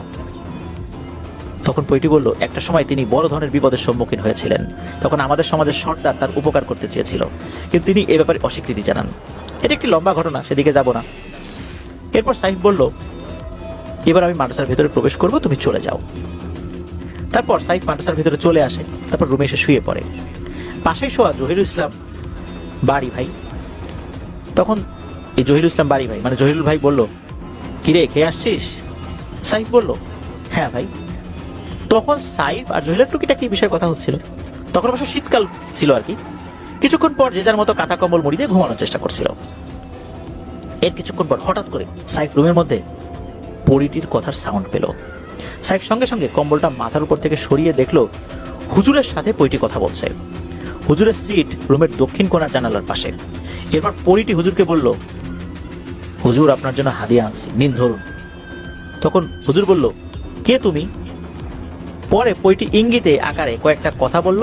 তখন হুজুর বিষয়টা আন্দাজ করতে পারলো। এরপর হুজুর তাকে চুপ করিয়ে দিয়ে বলল, ফল নিয়ে আসছো, তা আমাকে দিচ্ছ কেন? তুমি দিবা হাফেজ সাহেবকে। হাফেজ সাহেব যদি খুশি হয়ে আমাকে দুটো দেয় তাহলে আমি খেতে পারি। আমি তার কাছ থেকে হাদিয়া নিতে পারি, কিন্তু তোমার থেকে এইভাবে আমি হাদিয়া নিতে পারি না। এদিকে এই জহিরুল শুধু একতরফা হুজুরের কথা শুনছে। তখন জহিরুল সাইফকে বলল, হুজুর একা একা কার সাথে কথা বলছে রে? তখন সাইফ বলল, কথা বইলো না, চুপচাপ শুয়ে থাকো, পরে সব বলছি। এরপর পইটি সাইফের কাছে গেল না, সে তার মতো করে ফল সঙ্গে করে নিয়ে চলে যায়। পরবর্তীতে আস্তে আস্তে জহিরুল সবকিছু জানতে পারে। তারপর পইটি চলে যাওয়ার সঙ্গে সঙ্গে হুজুর সাইফকে কাছে ডাকেন। যখন হুজুর সবকিছু জিজ্ঞেস করেন তখন সাইফ হুজুরকে সবকিছু শেয়ার করেন। এরপর হুজুর বলেন, আমার কাছে এসে আমাকে ফল নিয়ে সাধলো, কিন্তু আমি হাব ভাব দেখে আগে কিছুটা আন্দাজ করতে পারছিলাম। দেখেন না আমার এখন কি অবস্থা, প্রচুর খিটখিটে মেজাজ, আর আমার অবস্থাও আপনার মতোই। আপনি দূরে রেখে ভালো মানে দূরে না রেখে ভালো কাজে লাগান। তখন সাহেব বলল, আমি কিছু চাইলে তার বিনিময়ে যদি আমাকে চায় তখন আমি কি দিব? তখন হুজুর মুচকি মুচকি হেসে বলল, হ্যাঁ আপনি ঠিক কথাই বলেছেন। হুজুর এখন অনেক বয়স হয়েছে, তার বাড়ি অনেক দূর, আপনি করে স্টুডেন্টদের সাথে কথা বলেন। তো এতদূর থেকে ক্লাস আসলে করাতে আসতে পারেন, এই জন্য মাদ্রাসাতেই উনি থাকেন আর কি। প্রশ্ন হলো, দরজা জানালা সব বন্ধ, সে কিভাবে রুমে ঢুকতে পারলো? হয়তো আল্লাহ তাআলা তাদের কিছু অস্বাভাবিক শক্তি দান করেছেন। এরপর হুজুর বললেন যে আপনার সাহস অনেক, রাতের বেলা তাকে সঙ্গে সঙ্গে নিয়ে আসছেন, আমি হলে কিন্তু পারতাম না। এরপর সাইফ বলল, হুজুর আপনার সাথে নাকি জিনের সর্দার দেখা করেছিল, আপনার উপকার করতে চেয়েছে, আপনি কি তাকে না করে দিয়েছেন? একথা শোনার পর হুজুর বেশ অবাক হয়ে যান। তারপর বললেন, হ্যাঁ হ্যাঁ ঠিক বলেছেন, কিন্তু আপনি এটা কিভাবে জানলেন? তখন সাইফ বলল, ওই বইটা একটু আগে আমাকে বলেছে। তখন হুজুর বললেন, সে সময় আমি আসলে বুঝি নাই, এজন্য আজকে আমার এই দশা। তবে হুজুর হাসি দিয়ে বলেছিলেন, জিনেরা কি আমার নাম জানে, আমার কথা জিজ্ঞেস করেছে? তখন সাইফ বলল, হ্যাঁ হুজুর, আপনার কথা বলার জন্য আমাকে দাঁড় করিয়ে রেখেছিল, আপনার ঘটনা আমাকে বলেছে। তখন হুজুর মুচকি মুচকি হাসি আর খুব মনোযোগ দিয়ে সাইফের কথা শোনে। মৌলানা সাহেব সাইফের কানে থাপ্পড় মারার কারণে চিকিৎসা নেওয়া হয়েছিল, কিন্তু ফলশ্রুতিতে সেরকম লাভ হয়নি। এখনো যদি নাক মুখ বন্ধ করে ভেতরে নিঃশ্বাস ছাড়া হয় তাহলে নাকি ডান কান দিয়ে বাতাস বের হয়। এরপর ভালো ডাক্তার দেখানো হয়েছিল, ডাক্তার বলেছে কানের পর্দা ফেটে গেছে, অপারেশন করে ঠিক করা যাবে। শিগগিরই সাইফের পরিবারের সদস্যরা কানের অপারেশন করাবে। আর মৌলানা সাহেব সাইফের রান থেকে একটুখানি চামড়া কেটে নিয়েছিলেন কেন? মৌলানা সাহেব যাওয়ার আগে এর উত্তর করে গিয়েছিলেন, কখনোই যাতে পইটি সাইফের সাথে পরিপূর্ণভাবে মিলিত হতে না পারে, সেজন্যই এমন কাজটি করেছিলেন। যদিও স্থানীয়ভাবে শরীর বন্ধ করা ছিল, তারপরে বাড়ি বন্ধ করা ছিল, তারপরে স্থায়ীভাবে শরীর বন্ধ করে দেওয়া হয়েছিল। স্থানীয়ভাবে বলতে লোকাল হুজুর যারা ছিলেন তারা তো বন্ধ করেছিলেন আর কি। তবুও অধিকতর নিরাপত্তা নিশ্চিত করার জন্যই হুজুর এই কাজটি করেছিলেন। পায়ের রানে কাটা দাগটি সাইফের এখনো আছে। এদিকে সাইফের সাথে হিফজ খানের মোয়াল্লেম হুজুরের সম্পর্ক আসলে খুব ভালো, মাঝে মাঝে দেখা সাক্ষাৎ হয়। মোয়াল্লেম হুজুর একটি ছেলে একটি মেয়ে আছে, ছেলে বড় মেয়ে ছোট। একদিন সাইফের সাথে মোয়াল্লেম হুজুরের দেখা, তখন মোয়াল্লেম হুজুর বললেন, আমার একটি মাত্র ছেলেটাকে নিয়ে আমার জীবনটাই একদম শেষ। জিনের বদ আসর আমার ছেলের উপর পড়েছে, সবসময় আমার ছেলেকে নিয়ে দুশ্চিন্তে থাকি। আমার বুকটা হাহাকার করে রে সাইফ, আমি এই দুঃখ কষ্ট কাকে বলবো? কত মানুষের হাত পা ধরছি, কেউ সমাধান দিতে পারে নাই। আমার ছেলেকে প্রথম দিন জিনেরা নিয়ে 3 দিন রাখছে, পরে একবার নিয়ে 7 দিন রাখছে, পরে একবার নিয়ে 1 মাস রাখছে, এখন আবার ফেরত পেয়েছি, এখন বলতেছে যে আবার নিয়ে যাবে। মোয়াল্লেম হুজুর এসব কথা বলছিল, খুব কান্নাকাটি করছিল। এরপর মোয়াল্লেম হুজুরের সাথে দেখা হলে খুব হুজুর নিজেই কান্নাকাটি করতেন আর কি খুব করে, আর বলতেন যে আল্লাহ তোমাকে তোর নিজের হাতে বাঁচাইছে রে, আমার ছেলেটাকে নিয়ে এখন কি করি। আর দেখো আমার ছেলেটার দিকে, আমি জানি না আসলে ওর ভবিষ্যতে কি হবে। তখন সাইফ বললেন যে যিনি আমার চিকিৎসা করেছেন তার সাথে যোগাযোগ করেছিলেন। তখন মোয়াল্লেম হুজুর বললেন যে হ্যাঁ, তিনি বৃদ্ধ হয়ে গেছেন, সুতরাং ইচ্ছা থাকলেও এই সমস্ত কাজ ওনার পক্ষে এখন আর করা সম্ভব হচ্ছে না, উনি এই কাজ এখন করা বন্ধ করে দিয়েছেন। এরপর সাইফ বললেন কেন, তার সাথে তো আরো দুজন এসেছিলেন, তাদের একজনকে খবর দেন। তখন মোয়াল্লেম হুজুর বললেন যে যিনি মোটামুটি এসব কাজ ভালো জানেন তিনি এখন সৌদি আরবে চলে গিয়েছেন, পাশাপাশি ওখানকার একটা মসজিদের দায়িত্বে আছেন, সেখানে তিনি ইমামতি করান। যার কারণে নেসার হুজুর উনি অনেকটাই একাকী হয়ে গিয়েছেন, কারণ ওনার সাথে যারা থাকতেন এখন তো এরকম লোকজন নাই। সাইফ ইব্রাহিম খলিল ভাইয়ের কাছে একটা অনুরোধ করেছিল, সেটা হলো আমরা যেন মোয়াল্লেম হুজুরের ছেলের জন্য দোয়া করি, আমরা মোয়াল্লেম হুজুরের ছেলের জন্য দোয়া করি, আল্লাহ তাআলা তাকে এই বিপদ থেকে উদ্ধার করুন, নিজ রহমত দিয়ে উদ্ধার করুন, তাকে আল্লাহ তাআলা তার রহমতের চাদর দিয়ে ঢেকে রাখুন, যাতে করে কোনো ধরনের আপদ বিপদ বালা মুসিবত মানুষ শয়তান জিন শয়তান তাকে ক্ষতি করতে না পারে। আপনাদের হরওয়ালের পক্ষ থেকে মোয়াল্লেম হুজুরের ছেলের জন্য দোয়া রইল। আর এলাকার মধ্যে এখন কিন্তু সাইফের নাম ডাক অনেক, ও সুরেলা কণ্ঠ, কণ্ঠের মধ্যে অন্যরকম একটা জাদু আছে। এলাকার বিভিন্ন মাহফিল বা ধর্মীয় অনুষ্ঠানে সাইফের গজল এবং কোরআন তেলাওয়াত অনেকেই শুনতে চায়, যার কারণে তাকে দাওয়াত দিয়ে নিয়েও যায়। ওর গজল শুনলে অনেকেই মুগ্ধ হয়ে যায়। যখন সাইফ হেফজখানায় পড়তো তখন ওই সময় কলরব শিল্পী গোষ্ঠীতে সে চান্স পেয়েছিল, কিন্তু পারিবারিকভাবে সাপোর্ট না পাওয়ার কারণে আসলে ওইখানে সময় দিতে পারে নাই। ঢাকা শহরে আসা যাওয়া করতে হবে এই শিল্পী গোষ্ঠীর সাথে থাকলে, বিভিন্ন কাজ বিভিন্ন প্রোগ্রাম তো থাকেই। তখন পরিবার থেকে বলেছে আগে বড় হও, এরপর তুমি করো এগুলো। এই ঘটনা সম্পর্কে মাদ্রাসা কর্তৃপক্ষ এবং সাইফের পরিবারের সদস্যরা এবং স্থানীয় এলাকাবাসী অনেকেই সাক্ষী হিসাবে আছেন, অনেকেই জীবিত আছেন। স্থানীয় লোকমুখে প্রচলিত একটি ঘটনা এটি। আর শেষ খবর পাওয়া পর্যন্ত প্রায় 1 বছরের কাছাকাছি সাইফের সাথে দেখা হয়নি ওই পরিটার। এখন আলহামদুলিল্লাহ সাইফ ভালো আছে, তবে সাইফ জানে না আবার কখন সেই পরিটা এসে তার সাথে দেখা দেবে। এটি ছিল ঘটনা। ধন্যবাদ জানাচ্ছি ইব্রাহিম খলিল ভাইকে। প্রিয় লিসেনার্স,